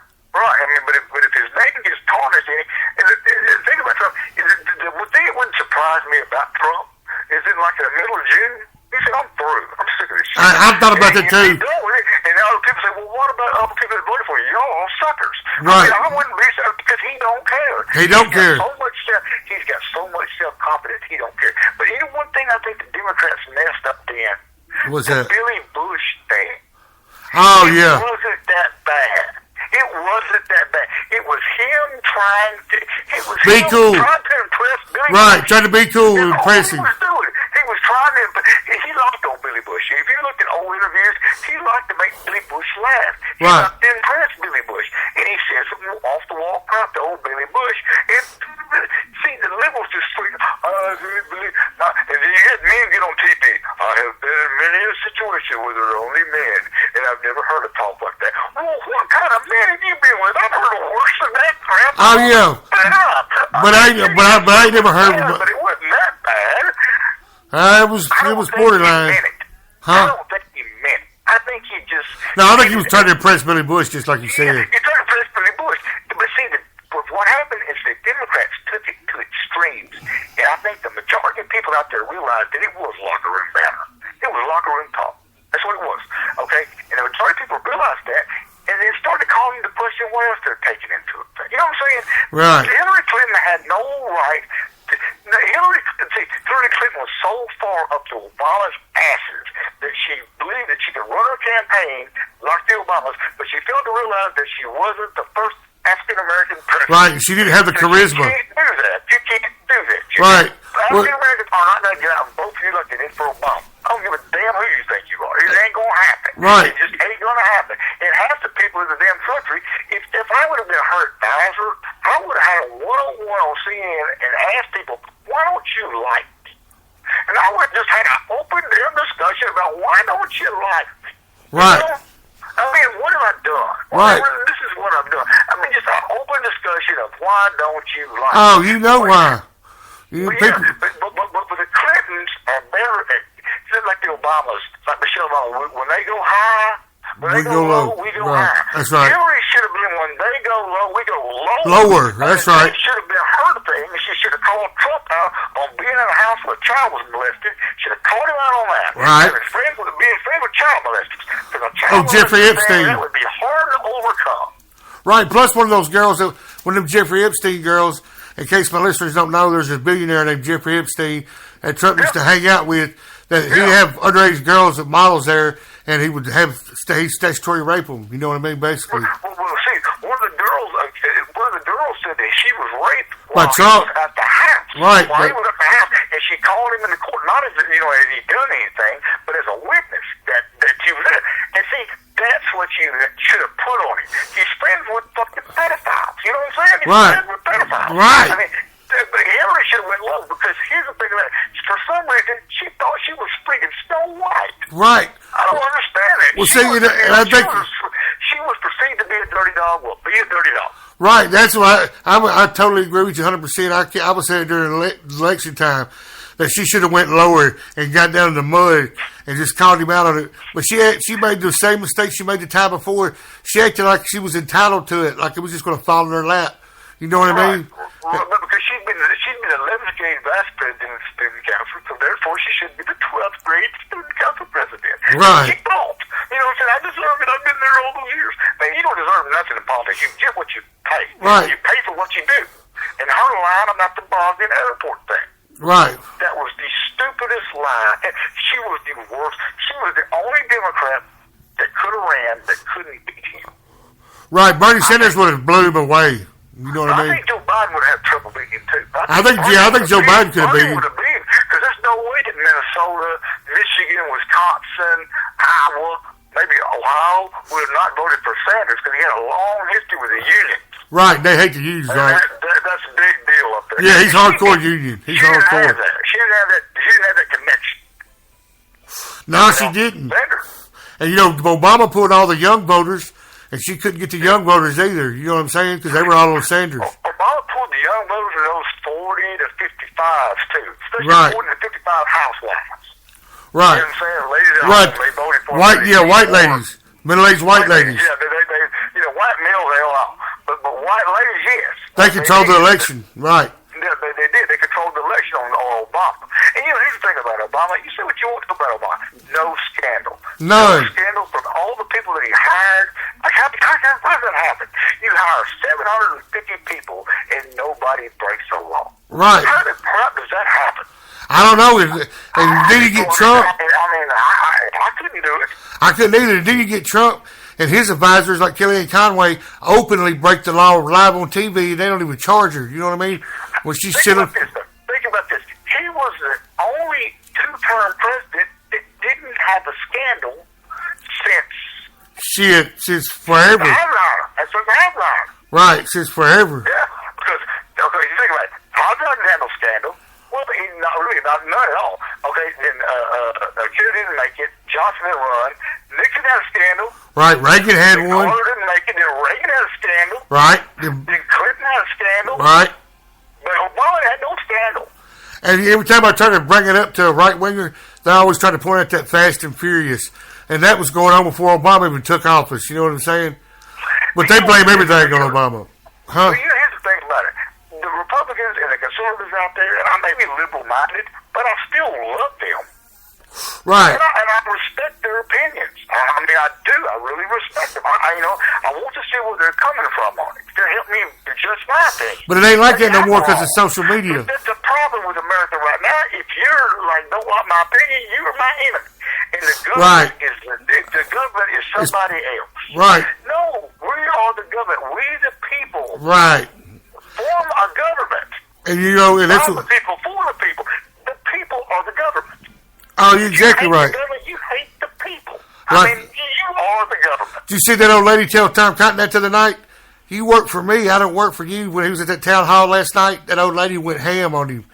I'm talking about that was awesome. They destroyed Tom Cotton. This is karma for them because they did the same old thing to poor old Branch and everybody else.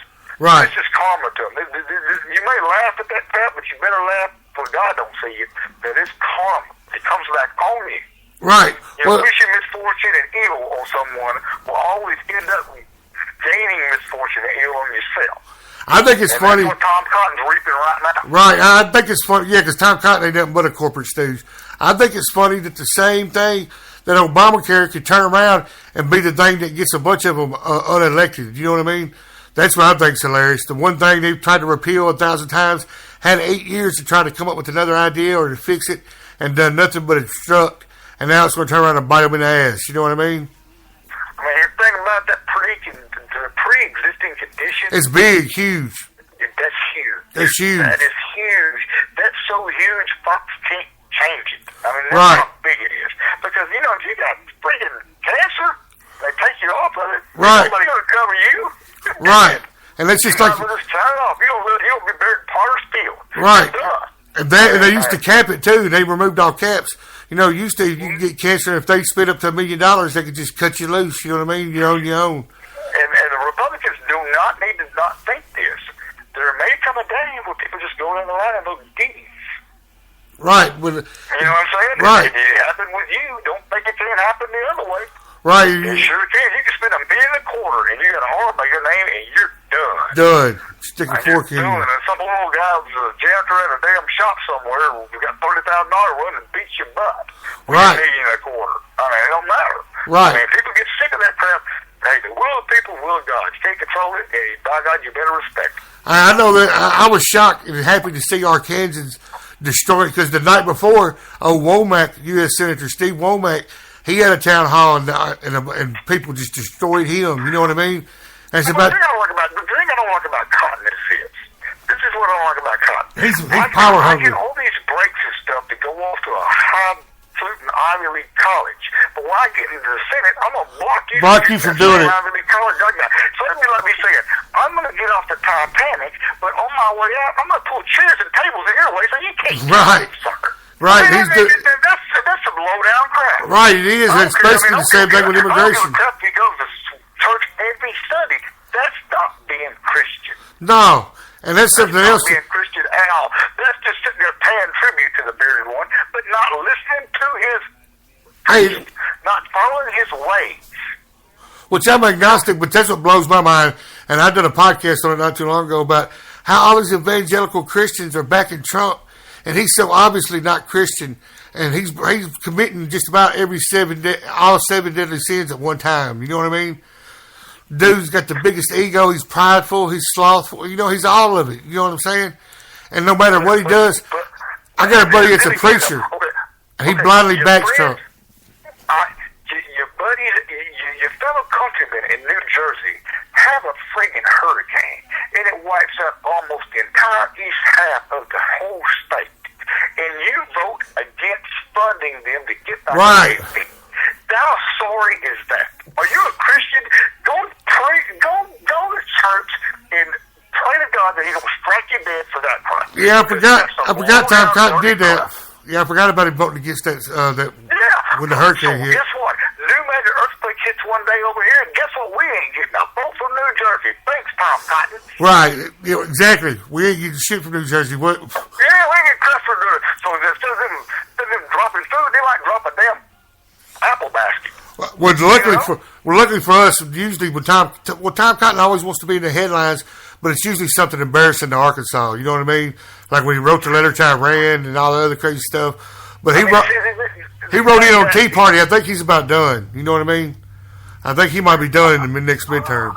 I don't know. It all depends. I don't know. I just don't know how people, I don't know how you got in there in the first place. You got a pretty good senator there to begin with. Right. Probably wasn't bad. Hey, put it this way, probably the group of 12, a group of 10? Right. The bipartisan group that actually melded the Senate together? Right. You get a senator there, and you get rid of him? Right. Well, here's the thing about Blanche Lincoln. You got a senator on the friggin' head of the foreign friggin' committee. Right. She's head of it. And you kick her off. I know. I just don't get it. I don't get it either. Blanche, I thought she did a good job. She's running for Obamacare. Well, whoopie-doo. It don't matter. She's head of friggin' agriculture. Right. The state's going to get the bulk of everything that's coming down the path. Right. And they run out of office. Makes no sense. Run out of office. Well, maybe some trouble that we're having right now, maybe because of that. I don't know. And see, I'll tell you. I just really don't know. I don't know. And I'll tell you. I ain't say anything about it, but that's pretty kind of stupid to those chairman of the agriculture committee out of office. Right. Well, I think social media plays a big part of it because nowadays, man, it used to be that when you debate, me and you have a different opinion, we both state our points, and we come to some type of compromise. That's how politics work. And now people get in their own little bubble, get on Facebook, and they defriend all their liberal. You know what I mean? They don't want to hear nobody's outside view. If you don't agree with me, they just delete everybody. You know what I'm saying? And unfriend them. And it makes it more divided, more divided. Everybody want to be doing a Homer Simpson dope. Right. Homer Simpson dope. Because David Pryor said, my life is affected more by the corn court than it is Supreme Court. That's right. It was a true doggone statement, right? Whether she's to gay marriage or kids using the bathroom and whatever, don't got a hill of beans doing nothing. When it comes right down to it, if she can help you out. Right. You know what I'm saying? And she can help you out. Oh, man, it's amazing. What opinions of stuff that's hypothetical mean about anything? Right, and people don't realize how local these politics get. Eventually, this shit Trump's doing is going to filter down. You know what I mean? They ain't even seen what's about to happen, man. I hope he learns on the job, because it's been the worst month I've ever seen a president have. You know what I'm saying? But, and I think about it now, man, I don't know. I just don't think he expected to be this much. I don't think he expected to win, and then that's all he wanted to do was win, and now they actually had the job. It's just too much, you know what I'm saying? Because I heard there was some Washington Post that reported about a month ago that he told somebody that he didn't know the job was this big. I didn't realize the job was this big. I think he really underestimated how much work it would be. Right. I'm talking about it's the busiest job probably in the world. I wouldn't wish it on nobody. You know what I mean? I'm not sure that, honestly, one day it won't be an economic dude and a foreign policy dude. The vice president may act as a bigger role as your foreign policy guy or your domestic guy. You know, I wouldn't be surprised one day if it ain't kind of a triumvirate or whatever they call it. Yeah, triumvirate. Well, look now. Where they both have a lot of tolerance, you know, but one of them's doing foreign policy. Right. It becomes such a huge job. Right. Well, you know, at one time. And look at Obama's administration. Obama did good in domestic. Right. He did crappy in foreign relations. Right. Oh, he was horrible. Right. He was like, in Russia doing what it's doing right now is based off Obama's stupid line in the sand crap. Right. And, you know, they'll sit there and say, hey, you do this crap, I'm going to nuke you or whatever. You better nuke them if they do that shit. Right. I mean, you can't sit there if you go online, you better call them out on it. Well, he kept moving the line. He kept moving the line. And even though I voted for Obama, I tell people all the time, you see this blind allegiance to Trump, where everything's fake news. I voted for Obama, but there was stuff he did I didn't like. You know what I mean? But here's the thing about it. Yeah, he could have done that with Gorbachev. He could have done that with Yeltsin, but you can't do that with Putin. Fucking hardliner like Putin. No, he's old school. Old school of KGB. And Putin's going to chew you up and spit you out. Right. And what's funny about Putin is that he's probably the richest man in the world. They say he's worth close to $100 million now. But, yeah, Putin's but you know how he got in office? That's what's crazy. Look, this is how Putin became the prime minister. He was the vice mayor of Stalingrad, and he controlled all the commerce, all the foreign business that wanted to come in there. Well, they had to pay graft to open up business in Stalingrad, and he got up around Yeltsin, and you know Yeltsin was drunk, and then they were all corrupt, and they had this prosecutor that was investigating and was going to bust them all on corruption, Putin too, and Putin got him on videotape with a hooker in a hotel room. Just like he did Trump. He's done that like 8 or 9 times. You know what I mean? That's his M.O. He's called like 8 people having sex with hookers in motel rooms with cameras. You know what I mean? Setting them up like that. Yeah, but one thing good about Putin, he was a Beatles fan. Yeah. That's about the only thing. That's the only thing he's got going for is a Beatles fan. Well, that's what blows my mind too, is that I thought I'd never see the day, especially growing up in the 80s with Ronald Reagan hating on Russia like he did, that I'd see Republicans say complimentary things about the head of the Russian, the head of Russia. You know what I mean? They praise Putin because Trump does. And Russia's the enemy, man. You know what I mean? They are the enemy. But what gets me is it hurts my soul. I voted, the first time I voted was in 84. It's the first time I voted. I voted for Reagan. I was a Reagan Democrat. Okay? I really was. I was. Because, man, we were going to pot. I mean, Reagan didn't give us hope that something was going to happen. You know what I'm saying? But I'm going to be honest, man.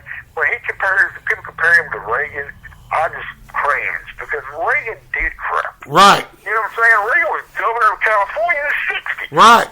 And he was head of the Screen Actors Guild forever, too. You know what I mean? He's president of that. You know, here's the thing I like about Reagan. Reagan was a Republican. Tip O'Neill was a Democrat. 3 times a week, they met at 5 o'clock at the Oval Office. Right. A glass of scotch. Right. That's old school cool. That's what you do right there. Right, that's when you handle business. Right, that's when you handle business right there, man. That's how you handle business. Reagan handled business. Trump ain't having business. Trump's doubling down on silly crap. I'm talking about just making stuff up, like the Bowling Green Massacre and all this, the night in Sweden. It just makes him look like a hack. You know what I'm saying? It makes him look like a hack around the world. Oh, right. Hacking it. He's going out there and playing golf with a bunch of good golfers and out there in the woods. You know what I'm saying? It's just a hack. Right. He's looking like he's just a hack. Well, that's because he is. That's what blows my mind is They trip out on Hillary because she used the unsecure email server. Trump's still using the unsecure Android phone he had before he was president. And then when that stuff happened the other night, he broke out confidential files in front of a bunch of people at Mar-a-Lago and was looking at them with the light off the cell phone in front of just regular people, And that stuff was top secret. And he just breaks it out. Like I said, I'm so scared of what he can do. One thing I like about Trump is that you can't say this about Reagan. And people are like, this is Reagan. Reagan respected the office. Reagan respected protocol. Reagan respected all the trappings that went with the office. And so did Obama. Right. They respected the office. Well, Trump tries to be president like he's... They changed their personalities to fit the office. Right. And that's what you got to do. And Trump... That's what you got to do. You can't say, well, hell, I'm better than the office. Right. And Trump's better than everything. No. He's still talking about Hillary. You fit yourself to the office. You're president. You may not respect the person, but you got to respect the office. Right. And, people used to say they laughed at Obama around the world and that Trump would get respect. It's just, and they believe that, man, the countries around the world are laughing and the other half are scared to death, not knowing what the hell he's going to do. You know what I mean? I mean, if you're Putin and you're an old KGB dude and you hate the West, how great a thing to this be? Right. And like I said... It'd be like a Nirvana.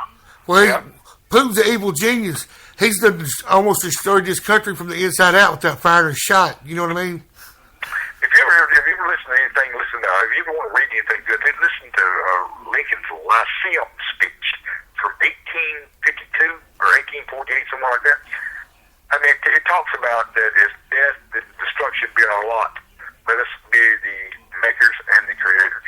That's right. One says if we were going to die by suicide, let us do it ourselves.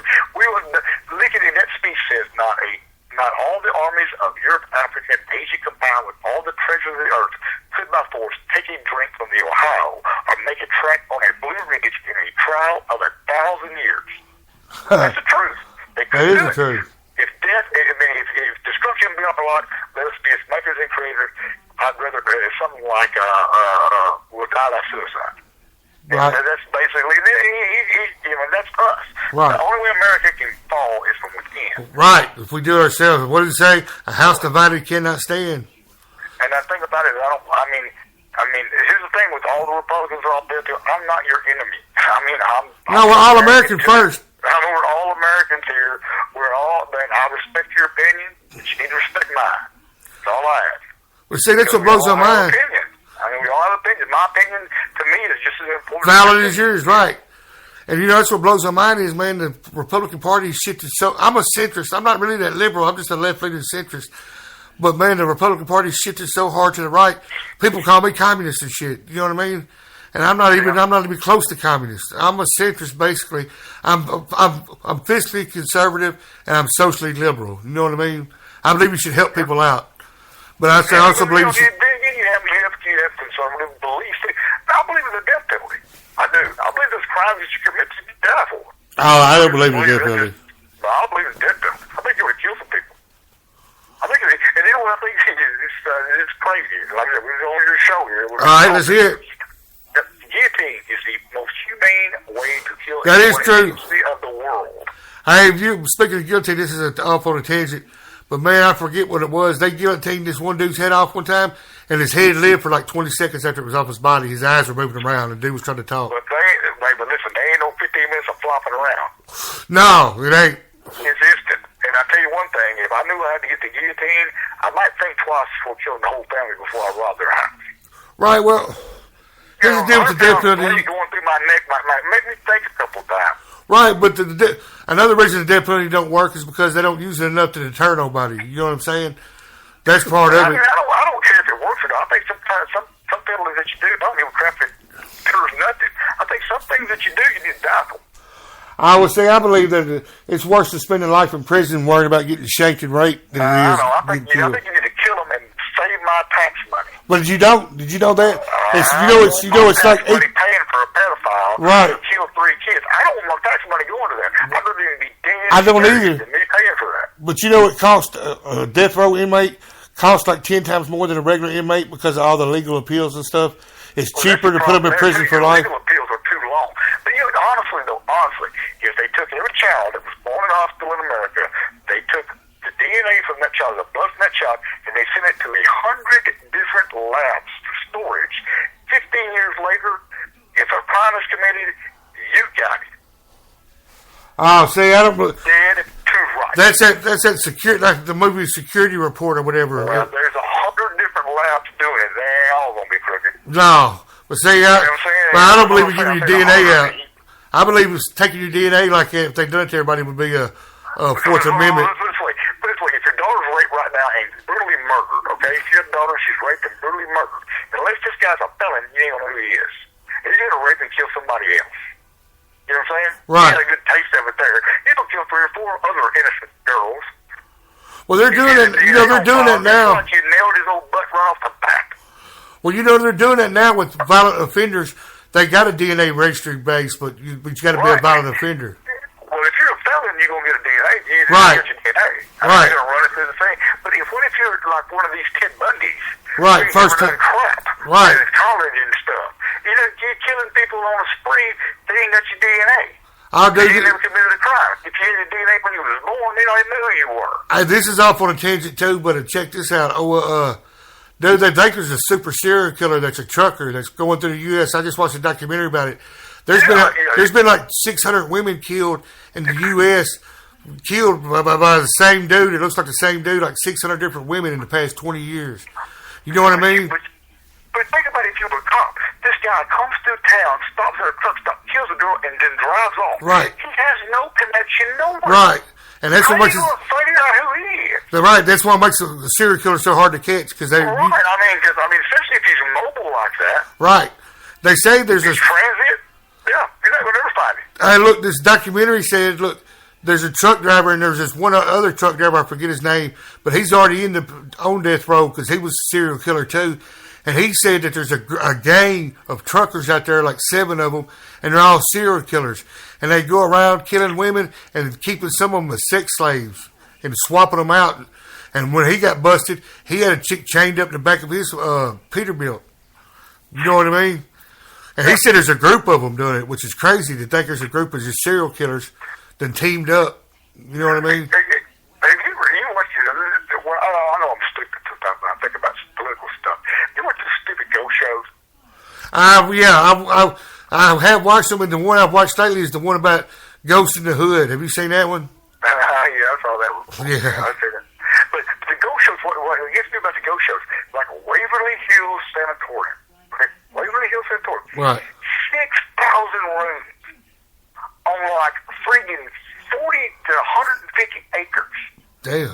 Why is it vacant? We got people roaming the streets right now that have mental problems Right. that have nowhere to go. Right. Well, you know, they say 70%. That place would house 60,000 people, and if they was ghosts, wouldn't nobody know it anyway. Right. They'd be hearing voices But they won't anyway. go. But they won't go. 70% of homeless people have a mental illness, and they voluntarily check themselves out or refuse to go to the facility, so they live on the street. What if, Jim, there, if you got a bunch of acres to roam on, you gonna make home out of it. You know what I'm saying? Right. They need a place to go because they can't do it on their own. Right. Oh, I agree They with get you. a check in, they don't know what their money is. They get cash, they have no idea what money is. They But just give it away. we've let our mental health system go down the tube so much that you're worse off going to a mental health facility. That's a true Christian nation to see your poor old homeless folks that Right. really ill sitting there panhandling. Right. I don't get it either. We're the richest nation in the world, but we can't take care of everybody, and we can't give free health care. You ain't got enough money to help them. You really don't have enough. And like veterans, you don't have enough money to help your veterans. You're Right. that broke that you don't have enough money to help veterans. But you got money to build You bombs. can't help them. Right. Well, that's just like the defense budget, man.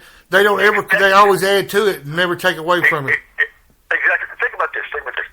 When you think of Chinese army, what do you think about? Do you think they're a bunch of wusses? Do you think they're a bunch of whippy ass old Chinese army and they ain't gonna Right. do nothing? Do you think that? No, you No. don't think that. You think of the Chinese army being a bunch of badasses. Right. Hell, their You think, kids the kids work 18 hours a day. We spend 20 times more than they do on Right. the budget for military. How are they spending that less and being assumed to be that badass? And if we're spending 20 times more, why do we got to spend that much to be as bad as China? Right. Well, look. It's a ruse. But Dwight Eisenhower said, for every bullet made and for every bomb made is taking food out of the mouths of children. Right. That's It what is. Dwight Eisenhower said about the military-industrial complex. Right. And Dwight Eisenhower. They'll scare the crap out of you. And you can put it down there. Okay, if I were a county judge and I needed some money, you know what I would go in front of the court and say? If I don't get this money, every bridge in the county is going to be washed out. Right. Fearmonger. Okay. Oh, God, we got to give them that money. They're doing the same thing. They're Right. doing the same thing. If we don't spend this $20 trillion, you're going to lose your family because the Russians are going to come in. Right. You're going to lose your freedom, man. The young women. You know what I'm saying? That's crazy. Well, yeah, fearmonger, like you said, man, I don't understand it at all because look at our education system. Look what it's producing. We can put so much money in it, and we're not. You know what I mean? You look at things. I got to go. Well, how would Bernie pay for his socialist stuff? Well, there's one spot that I think you can get a whole lot of money from. Oh yeah. You know, we spend. Have to raise a dollar tax and probably cut it on the working man. Right. And he's going to feel just as safe. How much money do you need? You got 50 billion nuclear warheads pointed at every country in the world. Do you really think somebody's going to come over here? Right. Do we need another rifle? Antagonize us so much. Well, man, hey, to prove that, a few years ago, this general, they wanted to build him 300 tanks, and he told them they didn't need 300 tanks. But guess what? They built them anyway. Just let them rot. You know what I mean? Just let them sit out there and rot. But honestly, though, now I see it through local politics too. I understand where they're coming from a little bit. Okay, the first couple of years I was in office, right?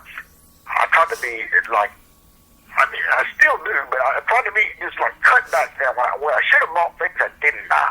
You know what I'm saying? Yeah. I wanted to be a steward of the county's money. That's right. And make sure that my budget was as low as it could possibly go. Well, my state, I was like $230,000 that 1 year, right? Right. I only spent like $205,000. Well, I go back in front of the court the next year to get my funding.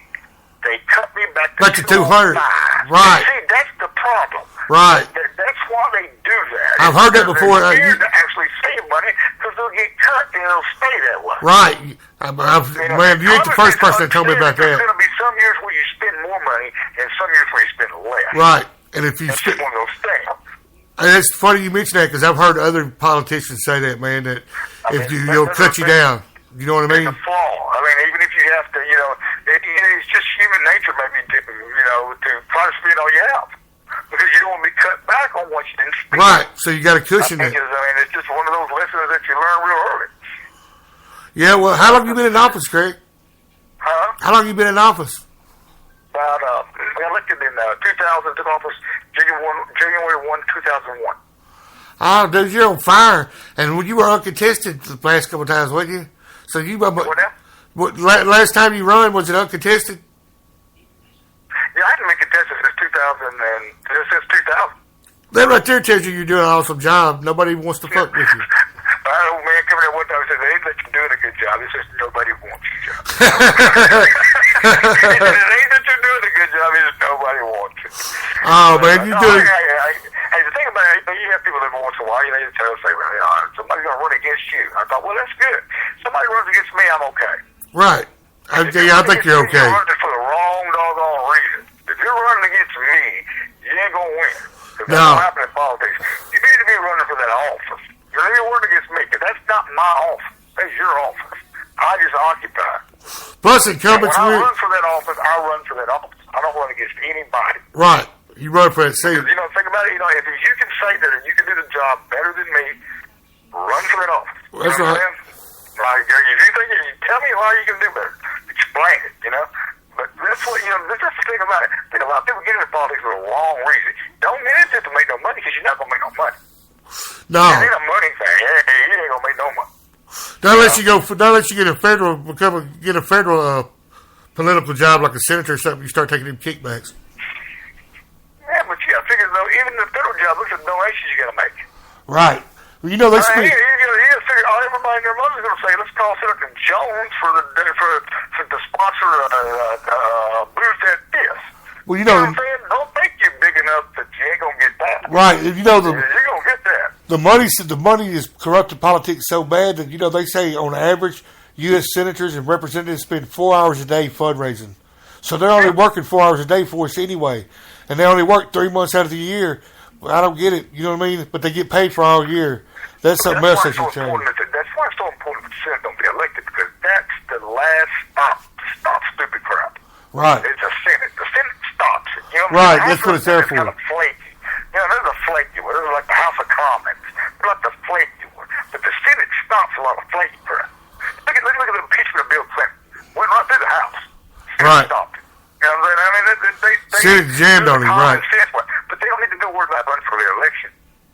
Right, well, the Senate... They really don't. They need to worry about government. Right, well, that's what the Senate is supposed to enforce the laws, and, the House of Representatives is supposed to enforce the purse strings. But neither one of them's doing a good job, man. I think the midterm elections is going to shock everybody. I think that it's going to swing back hard left. You know what I mean? That's usually what people do. Honestly, though, I'm going to be honest. Dog years, you ever heard dog years, like 7 years of dog years? Yeah.